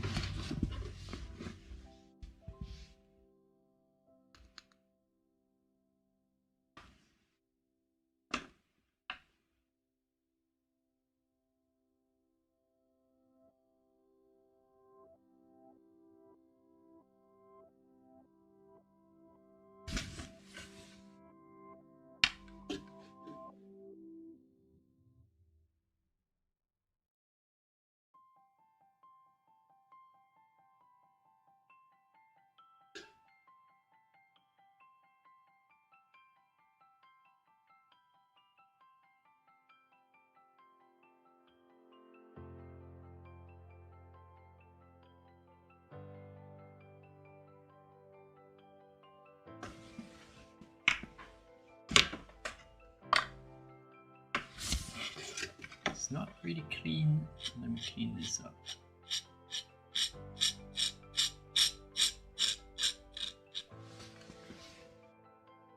Something I find kind of strange is there is no shadow of this thing. This little this accessory here is called the ferronnière.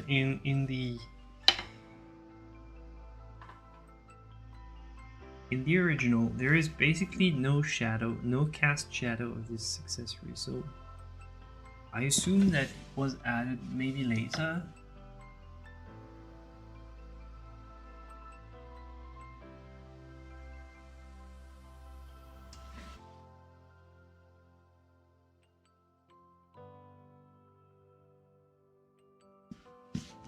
De rien, Albert Dali. See you next time.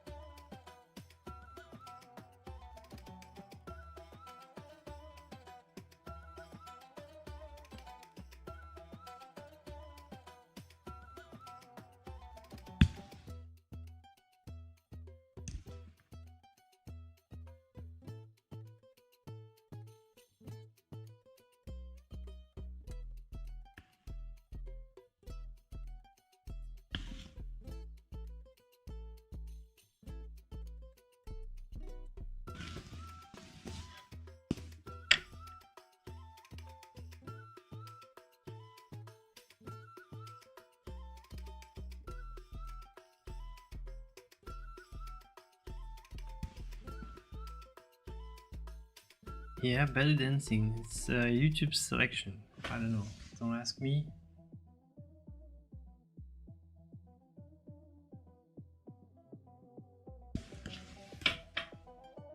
If I play other music, I'm gonna get flagged. And this is what YouTube is providing from their audio library. I like it.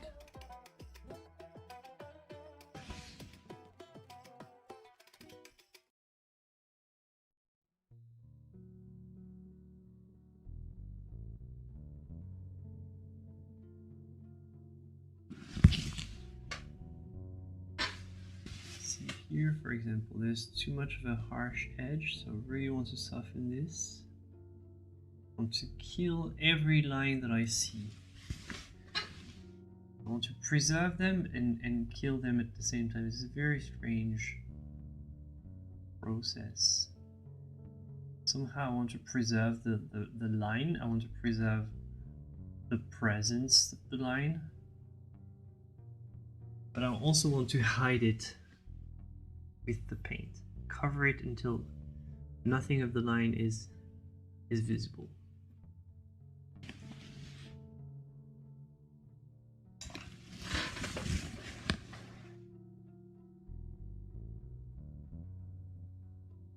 Okay, we're reaching 92 likes. That's awesome.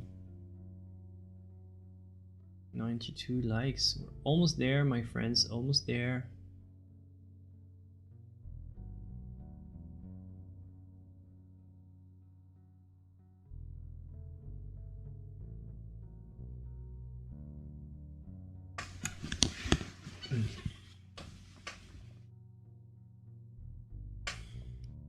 Let's move back a little so that you get both the model. So that you get both the model and the subject.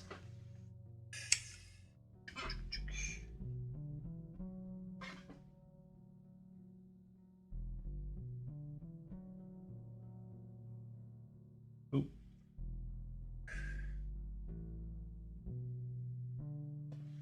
Sorry.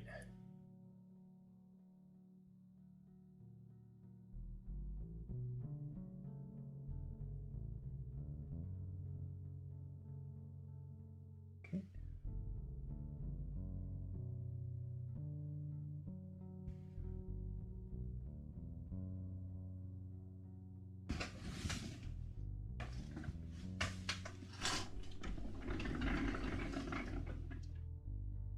All right.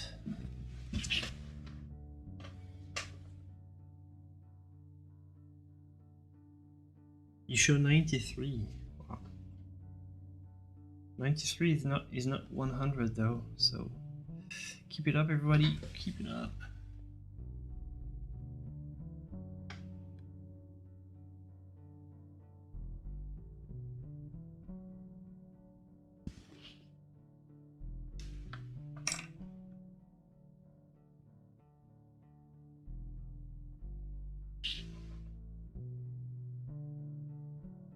Oof. I don't know why I have some black polluting this brush. And I really want something it's slightly warmer here in the nose.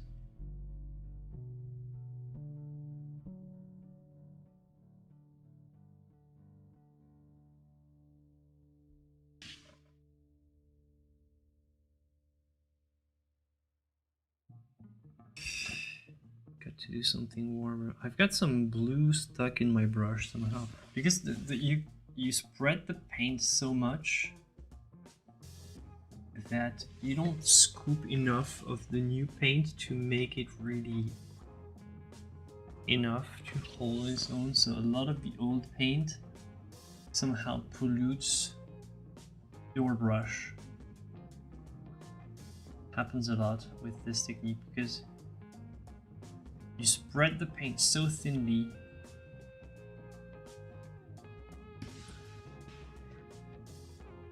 it's okay. It's okay though, because even if the color is incorrect, let's say, first I can adjust on the fly if I need to.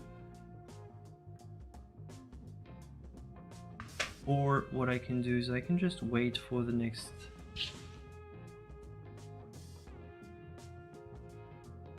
always wait for the next layer. Yeah, it was not pitch black like that. That's this was my kind of an introductory statement on this painting. If you're interested later, you can rewatch the intro of this session. I went into a little history of this painting. It's has kind of a wild history. Especially the naming of this painting is kind of a wild story. It was confused with other paintings, just a mess. And then I think there's even more story because during World War II it was looted by the Nazis and recovered by, you know, the monument men.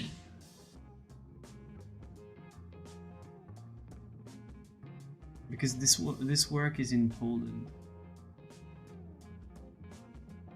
Well, a lot of work from all over Europe was looted, but this one was captured.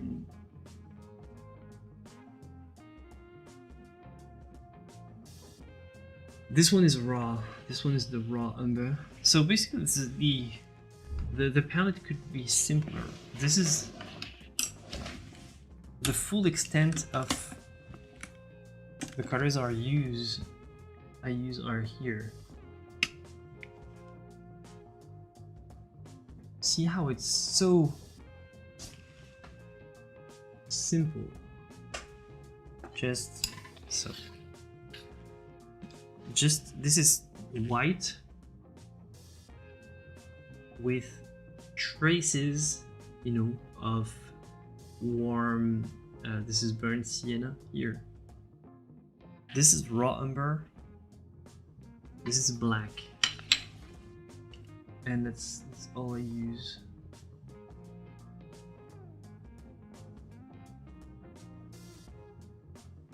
You can make it more simple.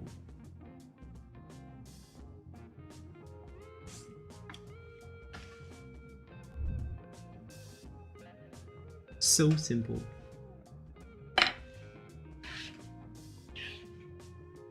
So when somebody says, well,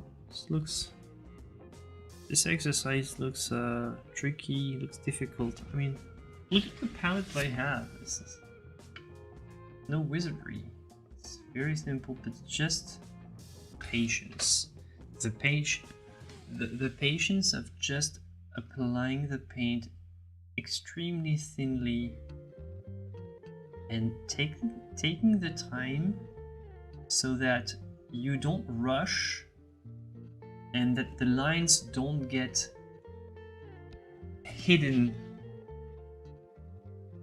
mistakenly hidden by something. We go slowly, and if it means that the lines stay for a little while, even though we should, the theory is that we should hide them because the lines, they don't exist, right? They're just creations of the brain, so we should not have any line in the finished painting. But we're taking our time, so we might cover them in several layers. So it might take another layer after this one to be fully finished. We take our time, do things very progressively.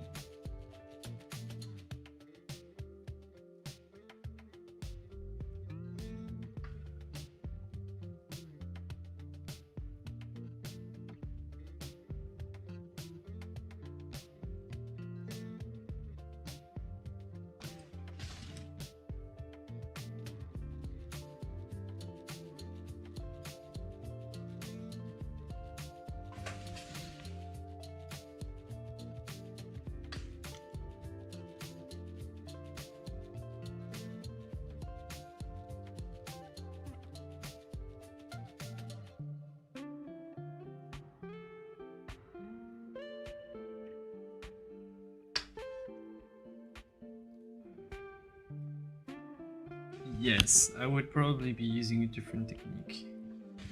The Verdaccio would be, me painting right now would be the Verdaccio. So the same step is you choose, either you make a sort of a, what's called a dead cutter underpainting, or a Verdaccio. Dead cutter is just skin cutters, but very, very,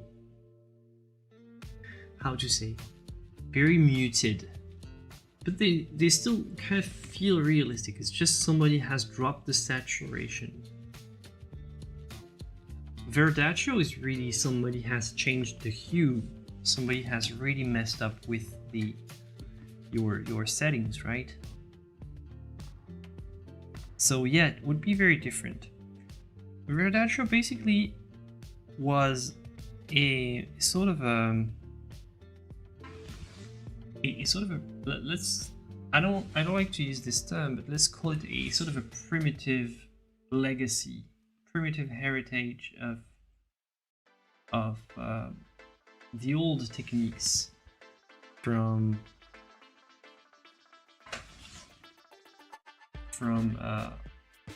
old church, altarpieces, they used to do a lot of those verdaccio. It's just like the gilding and the verdaccio, they go kind of together. They are kind of a, yeah, in a way primitive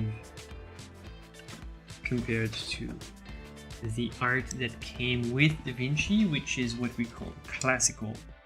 And it's classical because it became the trademark for what comes next.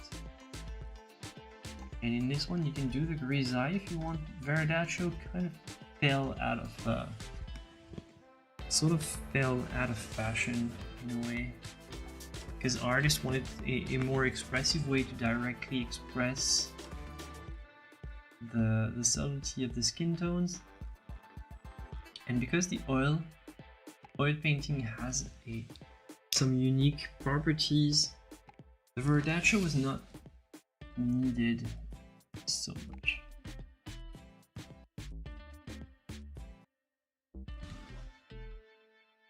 Yeah, it's very confusing. So I don't know. I always thought that maybe she has something kind of transparent that got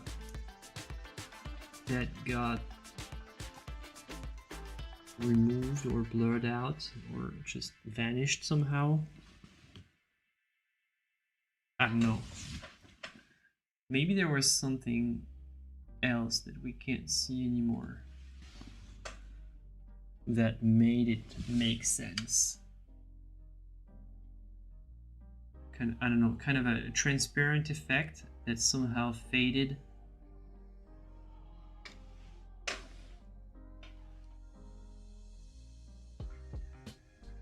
I don't know. Feels like it. Feels like there should be something. I think there should be something here connecting this band, this stripe here, and this one is on top.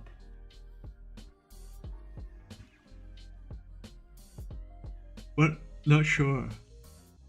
Might just be the fashion of the time. Who knows?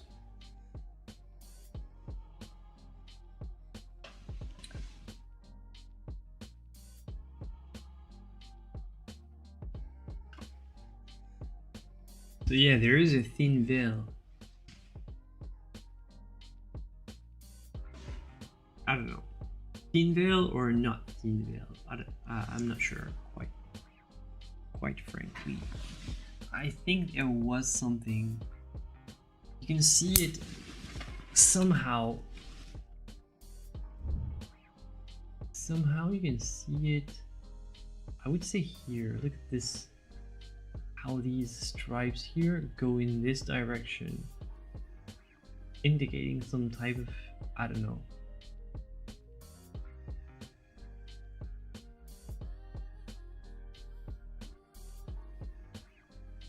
And there is also here, this is weird, there are some remnants. This is so strange. You know, if I knew about the fashion of the time, see how it continues. The kind of the wavy yellow thing here continues down there. If I knew exactly about the fashion of the time, I would just say, oh yeah, it's easy, it's this or that, but I don't know, it's still very confusing to me. I don't know, I still find it, you know, now it starts to make sense because I've seen the painting like that for so long, so now I know it like that.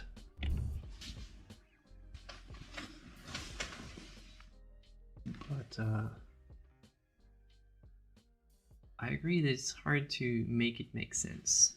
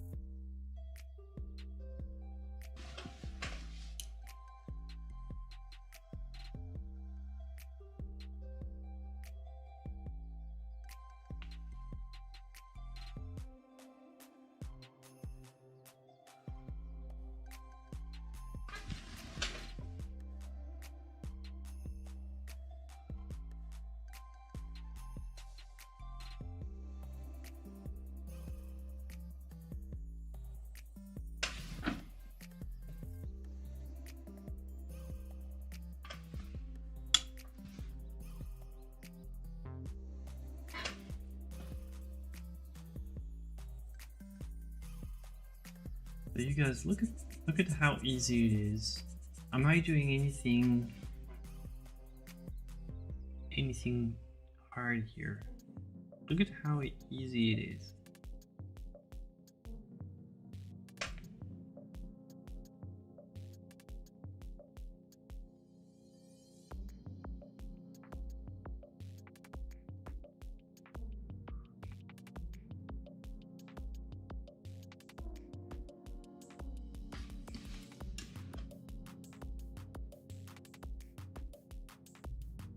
I'm barely taking any paint at all, and quite frankly I don't care what exact paint it is. I'm taking either something dark or something light.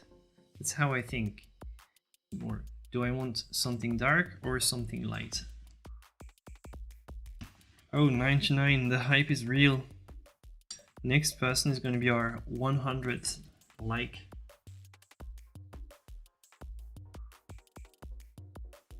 Who will have the honor of becoming one? The person who helps us reach 100.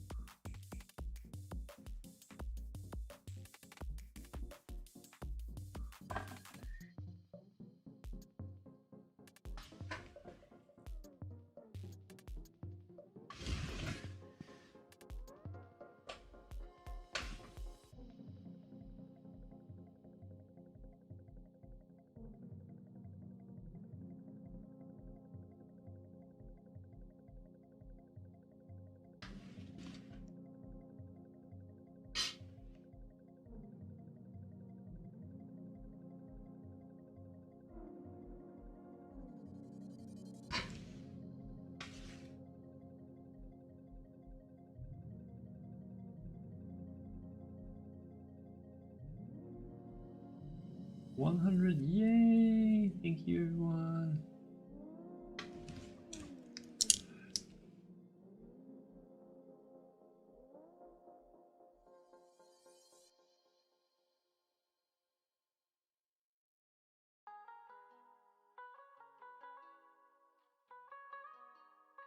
Thank you, everyone, for 100 like. Thank you, Felicia.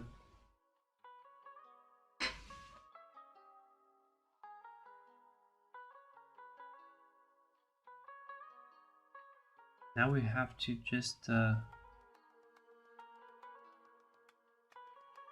reach 1,000 views. By that I mean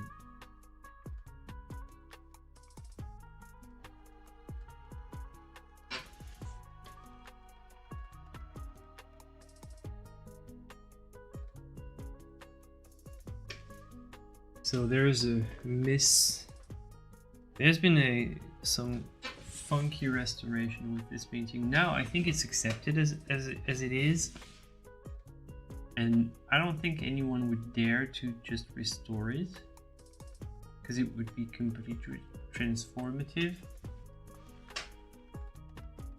But I agree that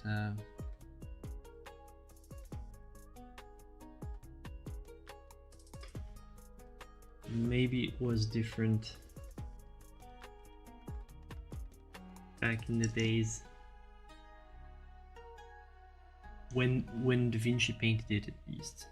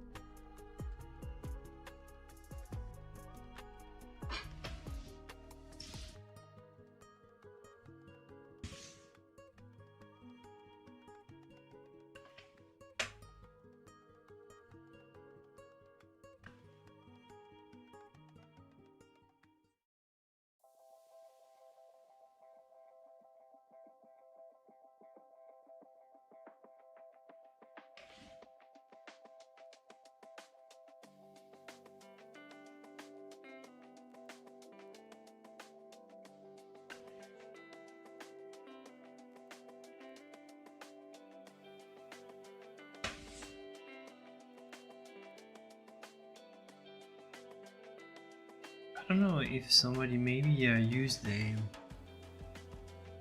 made a sort of a retouching with what we know from this painting and the research. If they know what it would look like. For example, somebody made, you know, a rendering of how the Mona Lisa would work if we just got rid of the yellow varnish and just restore it to its original condition. And it's so strange. Let me try to find it. Just like, and I don't know if they have the same for this one.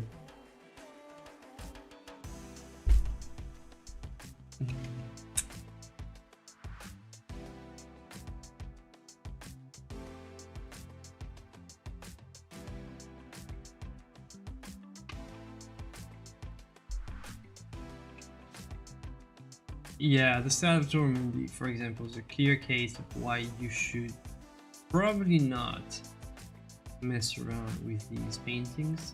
I think the Salvatore Mundi is just overly retouched. It's always a very complicated thing. I don't know, there is no...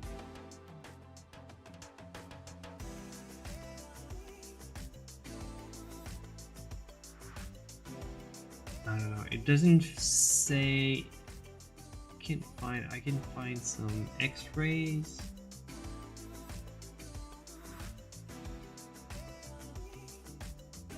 Some x-rays, but I can't find this is the...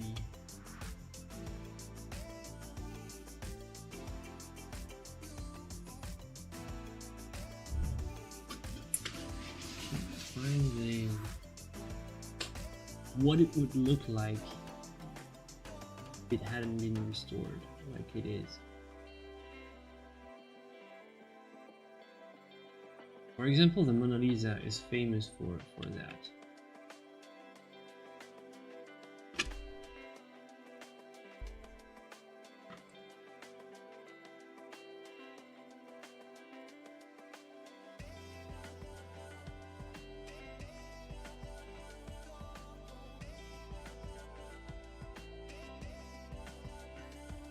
See how it...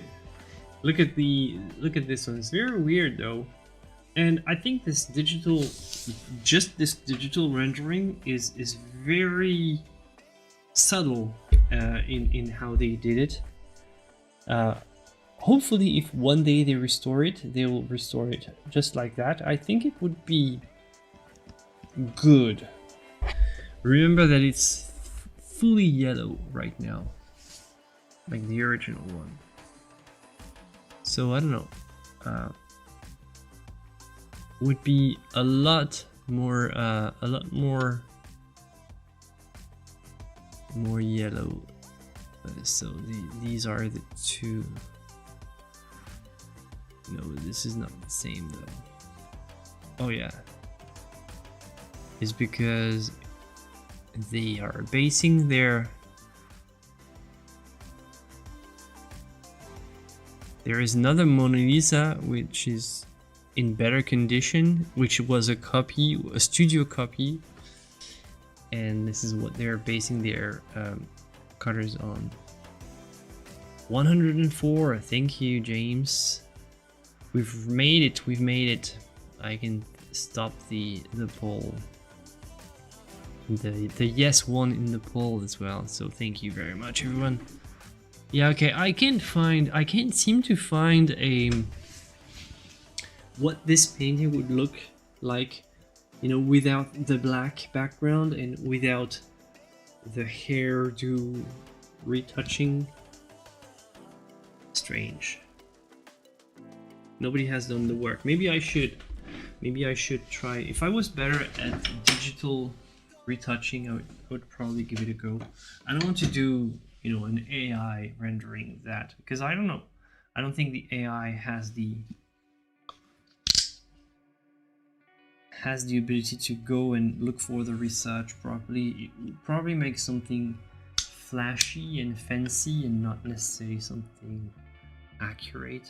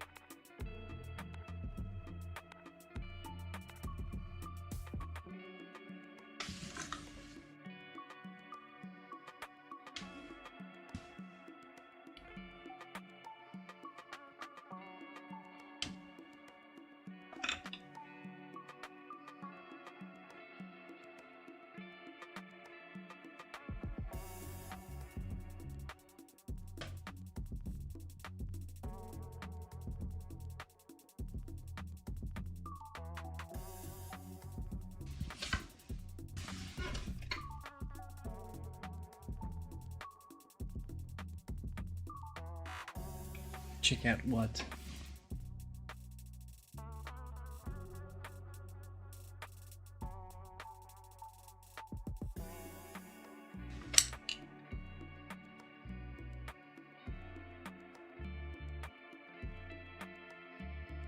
Check out what, Christopher? Are you trying to send a link? I don't think they let you on YouTube if they haven't changed.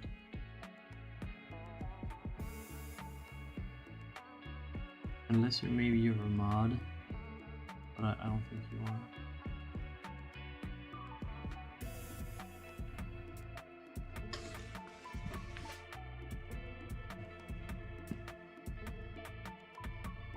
Maybe. No, it's not dry yet. It's it will dry overnight. I have like a couple, I don't know, like 10 to 8 hours before it's fully unworkable, so plenty of time. Sometimes more, depending on the pigments. It's pretty up to what pigments. How long to complete? Several days? The thing is, you have to do it step by step. So this is step 0. This is the underpainting. So then you have to do another layer. It's going to be called the first painting. Then another, you let dry. Then another painting, second painting. Then third maybe. Then maybe just fourth for good measure. Maybe just finishing with glazing and all.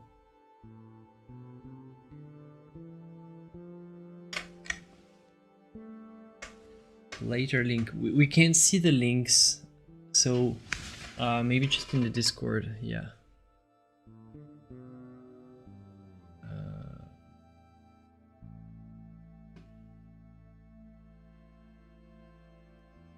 I'm sorry, I can't see the links.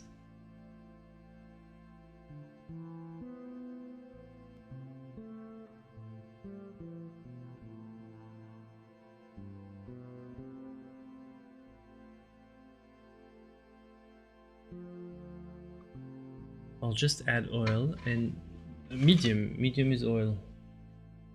Oil and solvent. Just go ahead, Maria. If you're really just starting, go ahead and check out the links in the description, because there's a lot of resources for you that you want to check out. I'm trying to find Christopher. I want to see your links.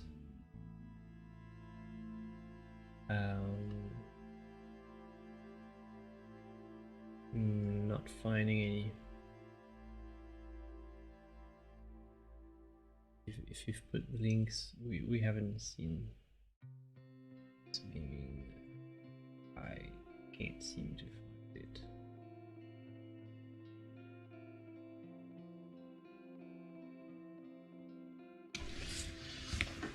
I don't know. Can't find any link. Yeah, Maria, check out my resources. It's kind of hard to find this and pick up like in the middle and just like there's a lot of explanation that I skip here, because not that this is not for beginners, but there are other projects that you might want to check out first before you immediately do this one maybe. And I do have some resources if you are interested, just what medium I use, what kind of paint I use. I also have my courses that explain that very much in depth, with great care to explain everything progressively and explain it, you know, everything there is to know, like the technical stuff.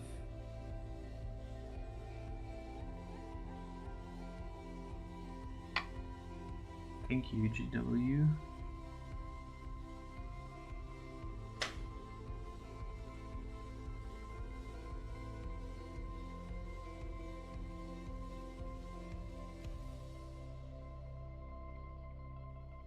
It's just that here, right now, we're kind of covering some key techniques. Unfortunately, I can't always go back, and do technical, like 101 oil painting every time. Go back to the basics. So that would be better if everybody could check out the Learn How to Paint series on my channel.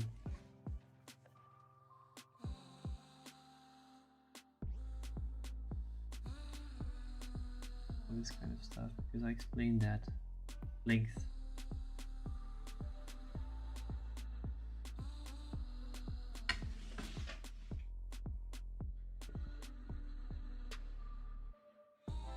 Man, this is the Da Vinci dilemma. Have I made her more smiling?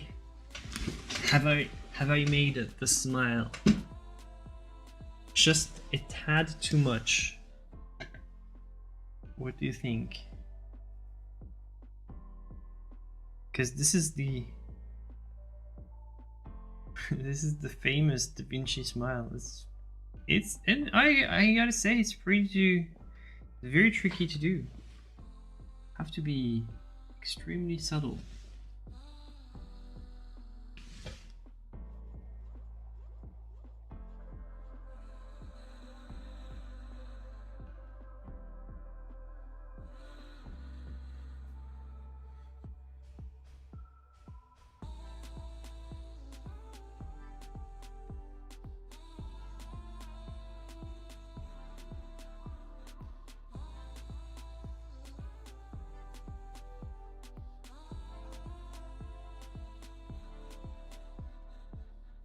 Hello, another person online.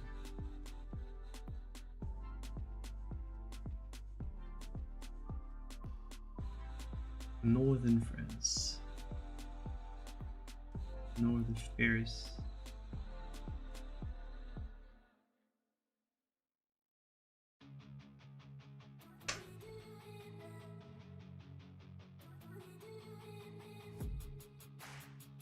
Not irrelevant, don't worry.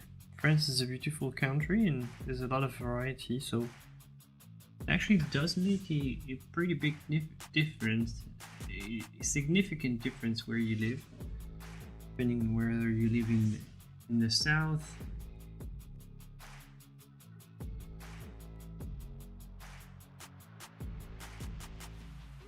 a bit more squinting eyes. That shouldn't be too much of a problem. It means that if you see that, it just means that my line got a little overboard like that.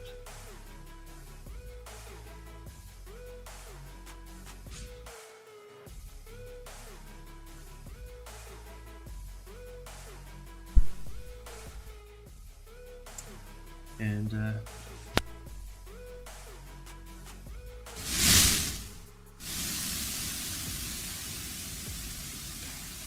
sound is mine.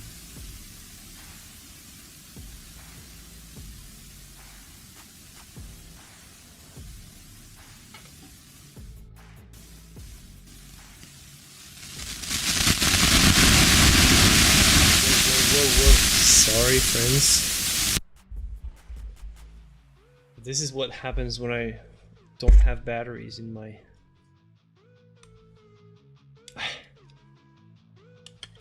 Change the batteries. Come from Bordeaux, okay.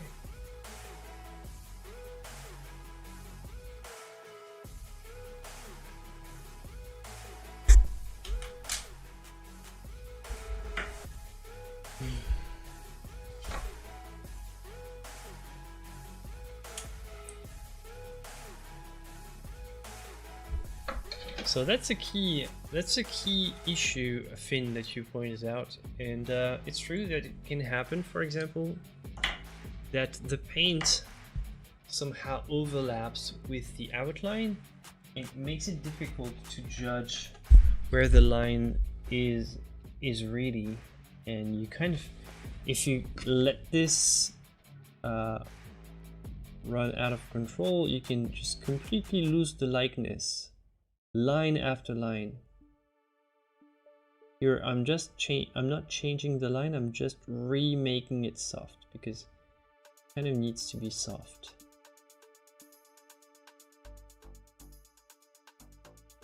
So you can lose the likeness just line after line, simply because the paint is slowly covering, and every time it's just little mistakes, like a couple millimeters, maybe just 1 millimeter of overlap, but it can make a big difference in the end. So changing batteries, and I'm right there with you.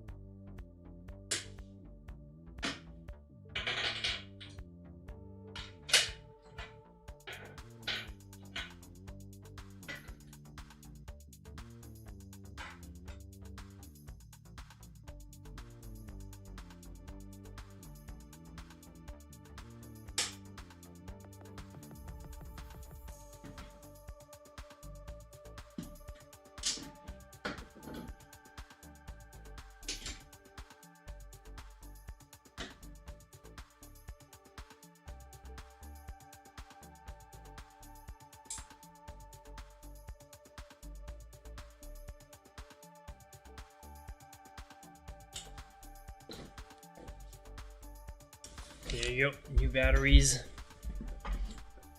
And then we're ready to go.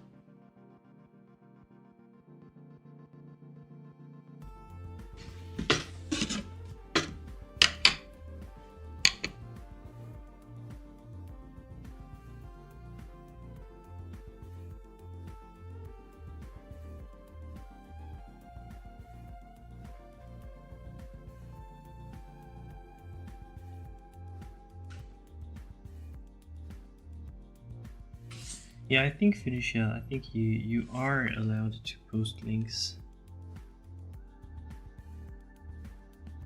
on YouTube. Might be a solution, indeed.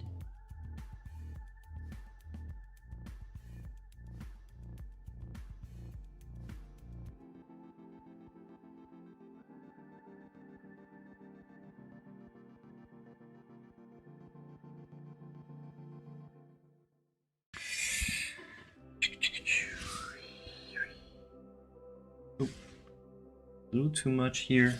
See how I went a little bit overboard with the white, and now I'm just spreading it.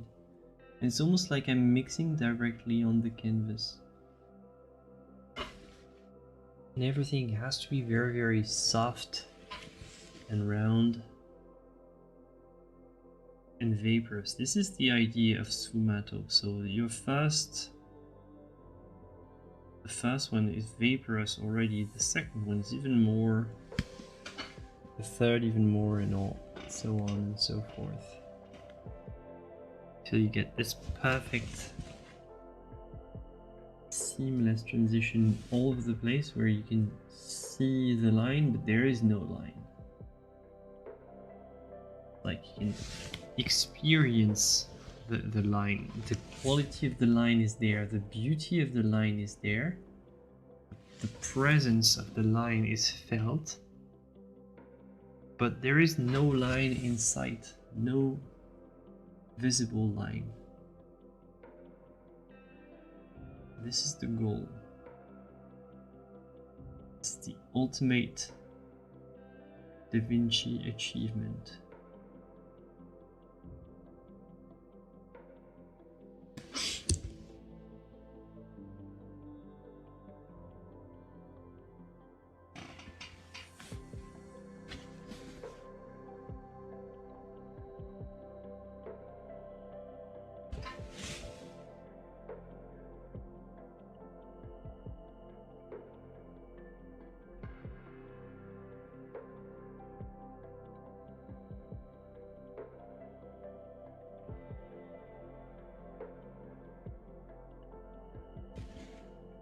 No, I transferred.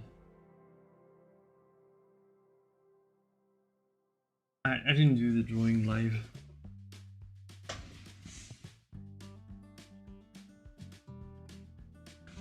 Thank you, Christopher. Yeah, it's true that when you get those annoying ads, at least I get a little something in return, so. And they are annoying for me as a viewer when I'm outside. I know, but I try to, for example, I try to not use an ad blocker on YouTube. Even though they're making it hard for me to do that, because every day it's more difficult to not use an ad blocker. But, you know, I try to think about those creators who, like me, get a little something in return whenever an ad plays. So thank you, Christopher, for doing the same.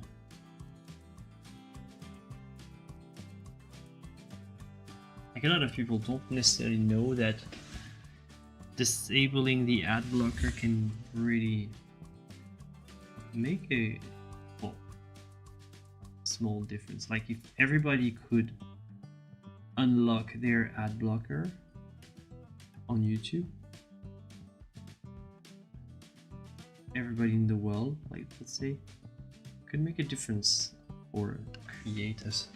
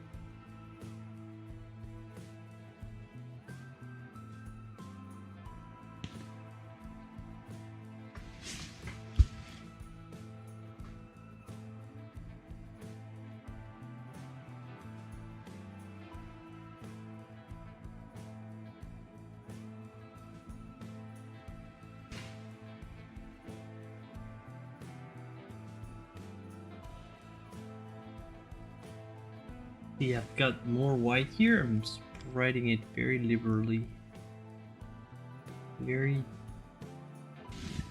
thinly as well.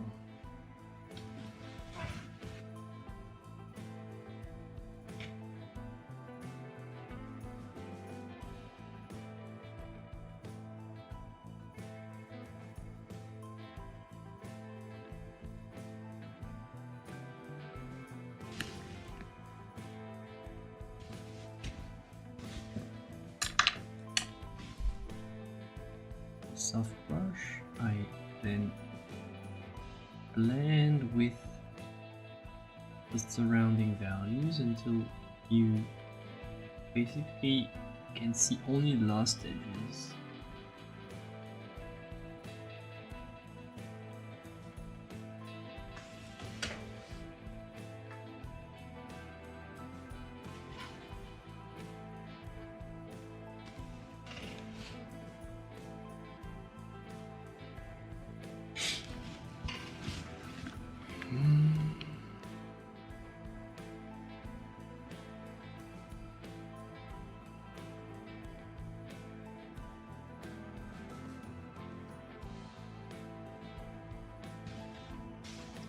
Quite frankly, I prefer synthetic because I'm a lot more free with the synthetic based on just how much it costs. Like, it's more expendable, and I think a good brush should feel expendable. You should take care of it, but you should not worry too much about, preserving its pristine condition all the time. Sometimes you just have to make it happen on the canvas and just need to be a little bit more brutal. And maybe you would panic to do that with a very expensive natural brush. The only type of natural that I use anymore are the hog bristles.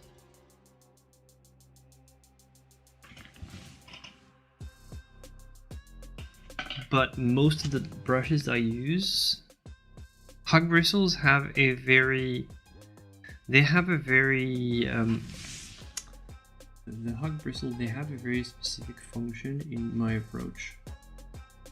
So I use them like 10 to 20% of the time. The rest of the time I can paint very well with synthetic of all types.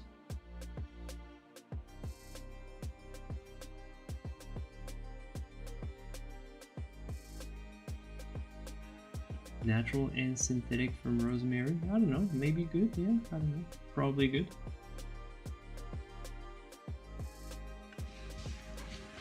Probably very good. Rosemary makes some very good brushes.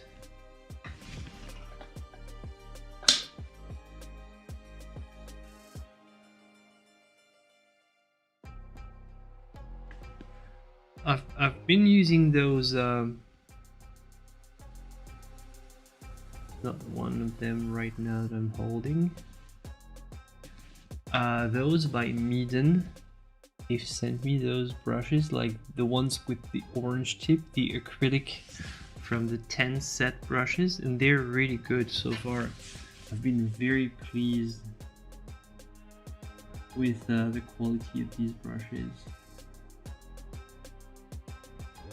So yeah, very good brushes, these ones I'm using right now.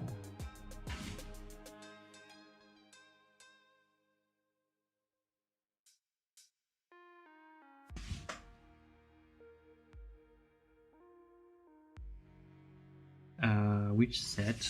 The set is Meeden. Hold on.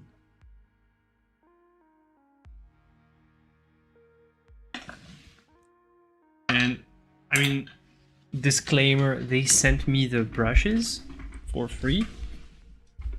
So they sponsor me in a way. but they don't pay me, so whatever. I can, like, they just send the brushes and say, hey, check them out if you want. And they didn't even ask me to make a review or anything. Just I'm just saying because I like them.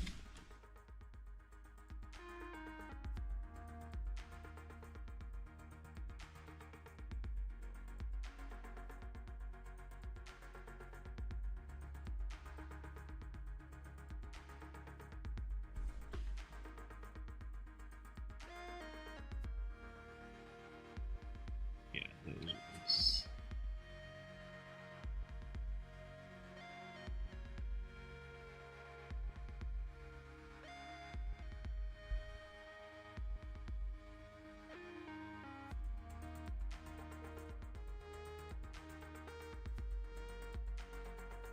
Here they are.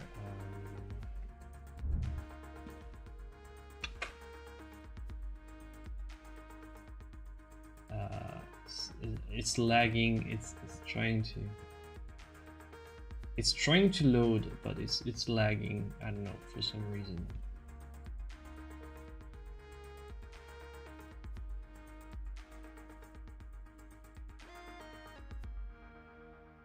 Yeah, there they are. So the only problem is they have like those fan brushes are kind of, it's like if you have one, you don't need you don't need to, like, let's say, I don't know if they sell those, but separately.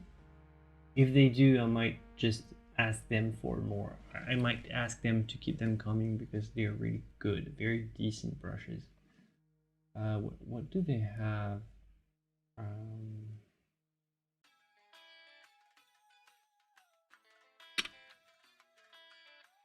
It's called Art Tools.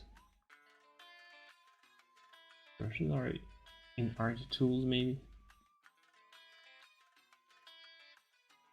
I don't know why their website is laggy as sin right now.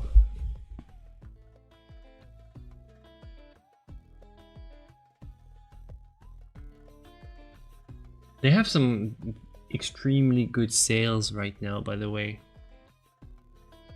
If you're interested, this is the 10-year anniversary. And they have some, well, their website is completely messed up right now. I can't just, it's like lagging.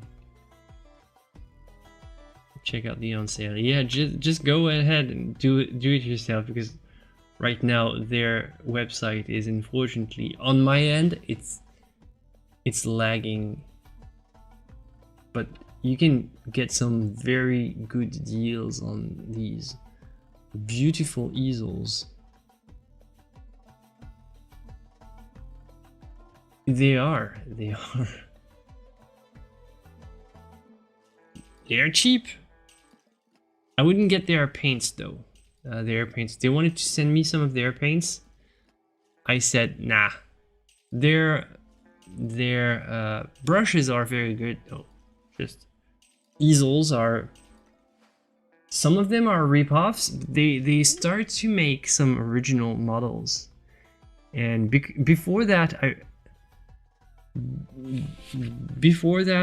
didn't really want to work with them, because at first, like a couple years ago, like 7-8 years ago, most of what they did was kind of rip off other models from more reputable brands.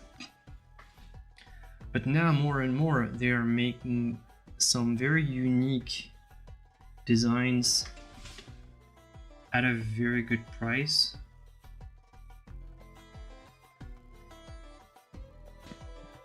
So yeah, where they're kind of the Amazon,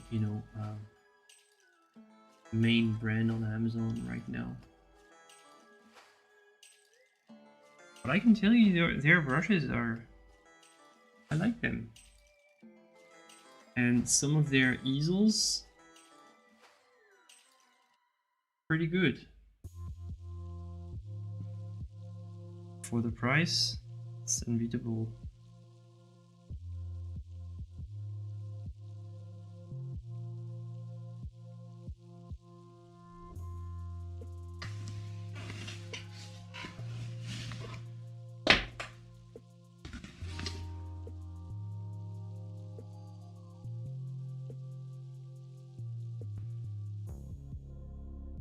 No, their pigments are... I wouldn't get their paints though.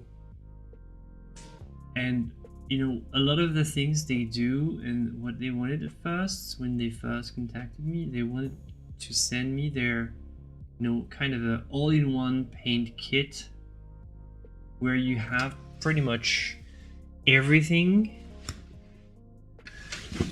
And I said no. I said, like, my fans, my audience, we and my audience and I, we're picky.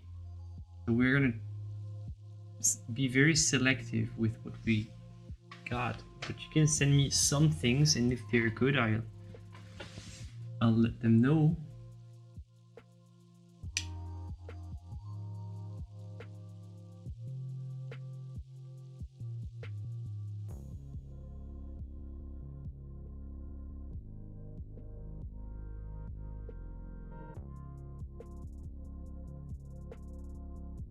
Yeah, well, isn't going to be the same with Medan, by the way, because it's not made in the US.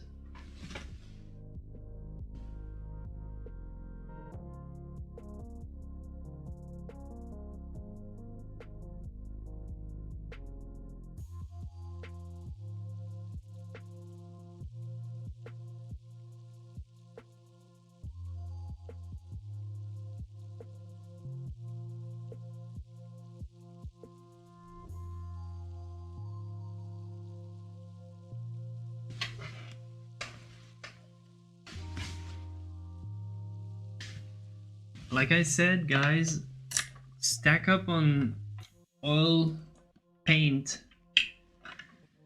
before... Yeah, stack up on oil paints. Make your little stockpiles before the price really go insane. Because I can tell you, if you want some of these cobalts, well, you're not the only one. Everyone wants cobalts. If you want the cadmiums, who knows? Sometimes the cadmium might be prohibited.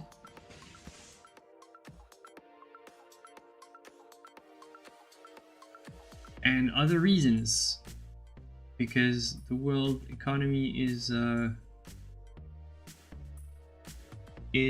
of running haywire right now. So it's I mean, I'm no fortune teller. I can't read the future, but I can tell you that the prices are not going down. So if you are serious about painting, you intend to make painting on the long run, I can assure you that the paint that you buy today is less expensive than the paint that you'll buy tomorrow. So that's all. And I'm no fortune teller, but I know economics. And it's not gonna magically go back down. Especially all those rare earth metals that also make wonderful paints,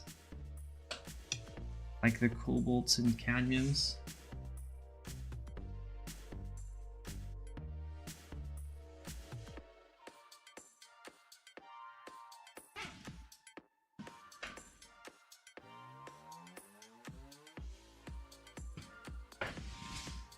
Shit's gonna get expensive, so be ready.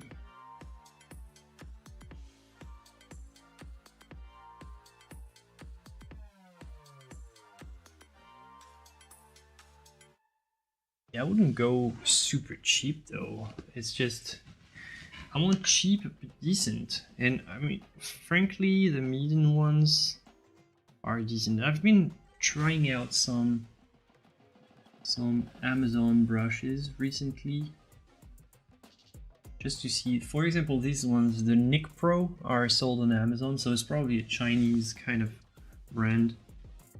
They're decent, but they age poorly. Maybe I wasn't very they're decent while they're in good shape, but they age pretty fast. They wear off pretty fast. And they're short handle. So I wouldn't necessarily get those again. But recently I've been trying to find some... I'm trying out some variety of brushes, more expandable brushes. But I can tell you the Meeden ones that I've got recently from them, I mean, really, if they were shit, I would tell you. They're not.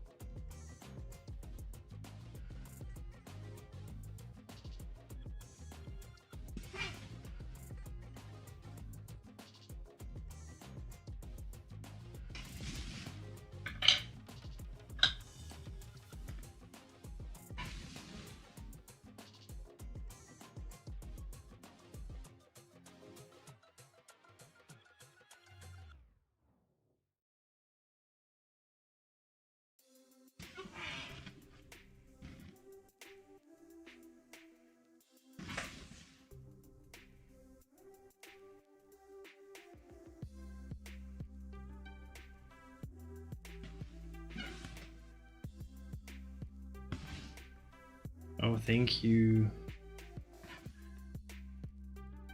Thank you for withstanding this annoyance to help and support the stream. It's for everybody.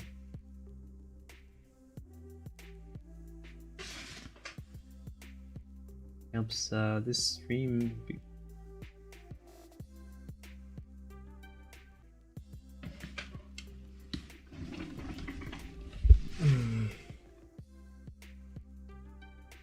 Okay, I've got a disconnect. So I hope that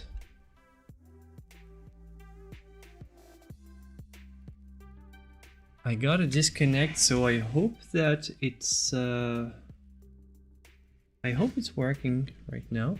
Okay, I hope you're still there. If you can't listen to me, well, if you can listen to me, just know that I had pretty much finished for today anyway. So if you can listen to me, okay, good, good. I can still see you're still there, so it's good. This is it, my friends. I might have popped in and out, but okay. So this is it.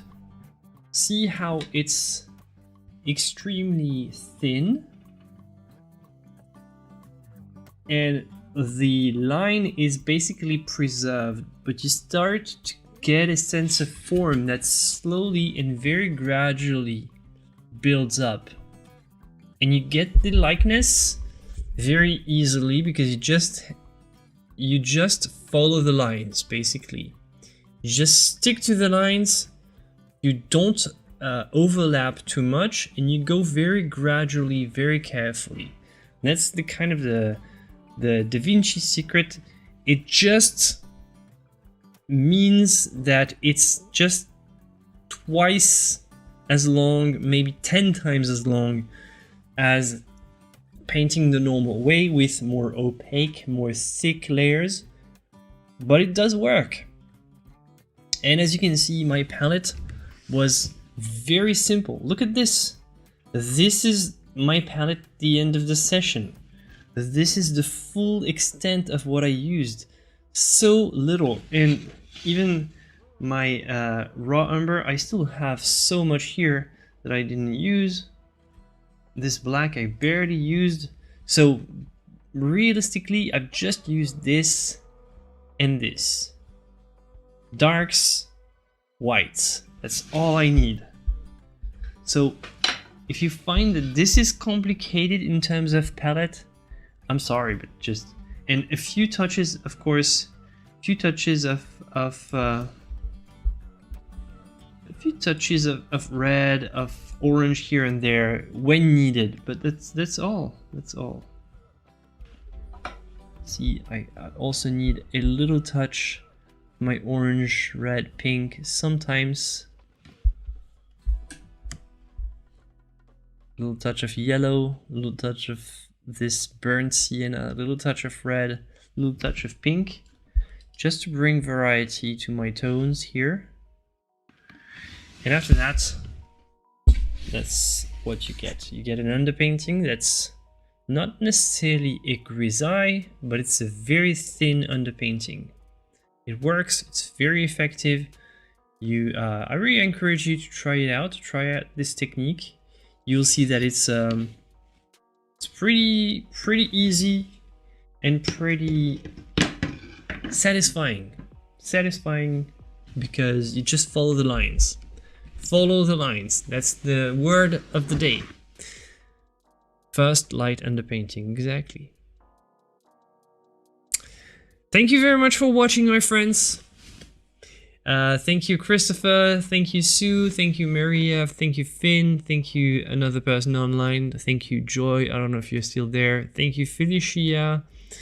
Thank you, everybody who stuck around. And yeah, I'll see you in the next one, my friends. And as always, joy and inspiration to you. Bye-bye.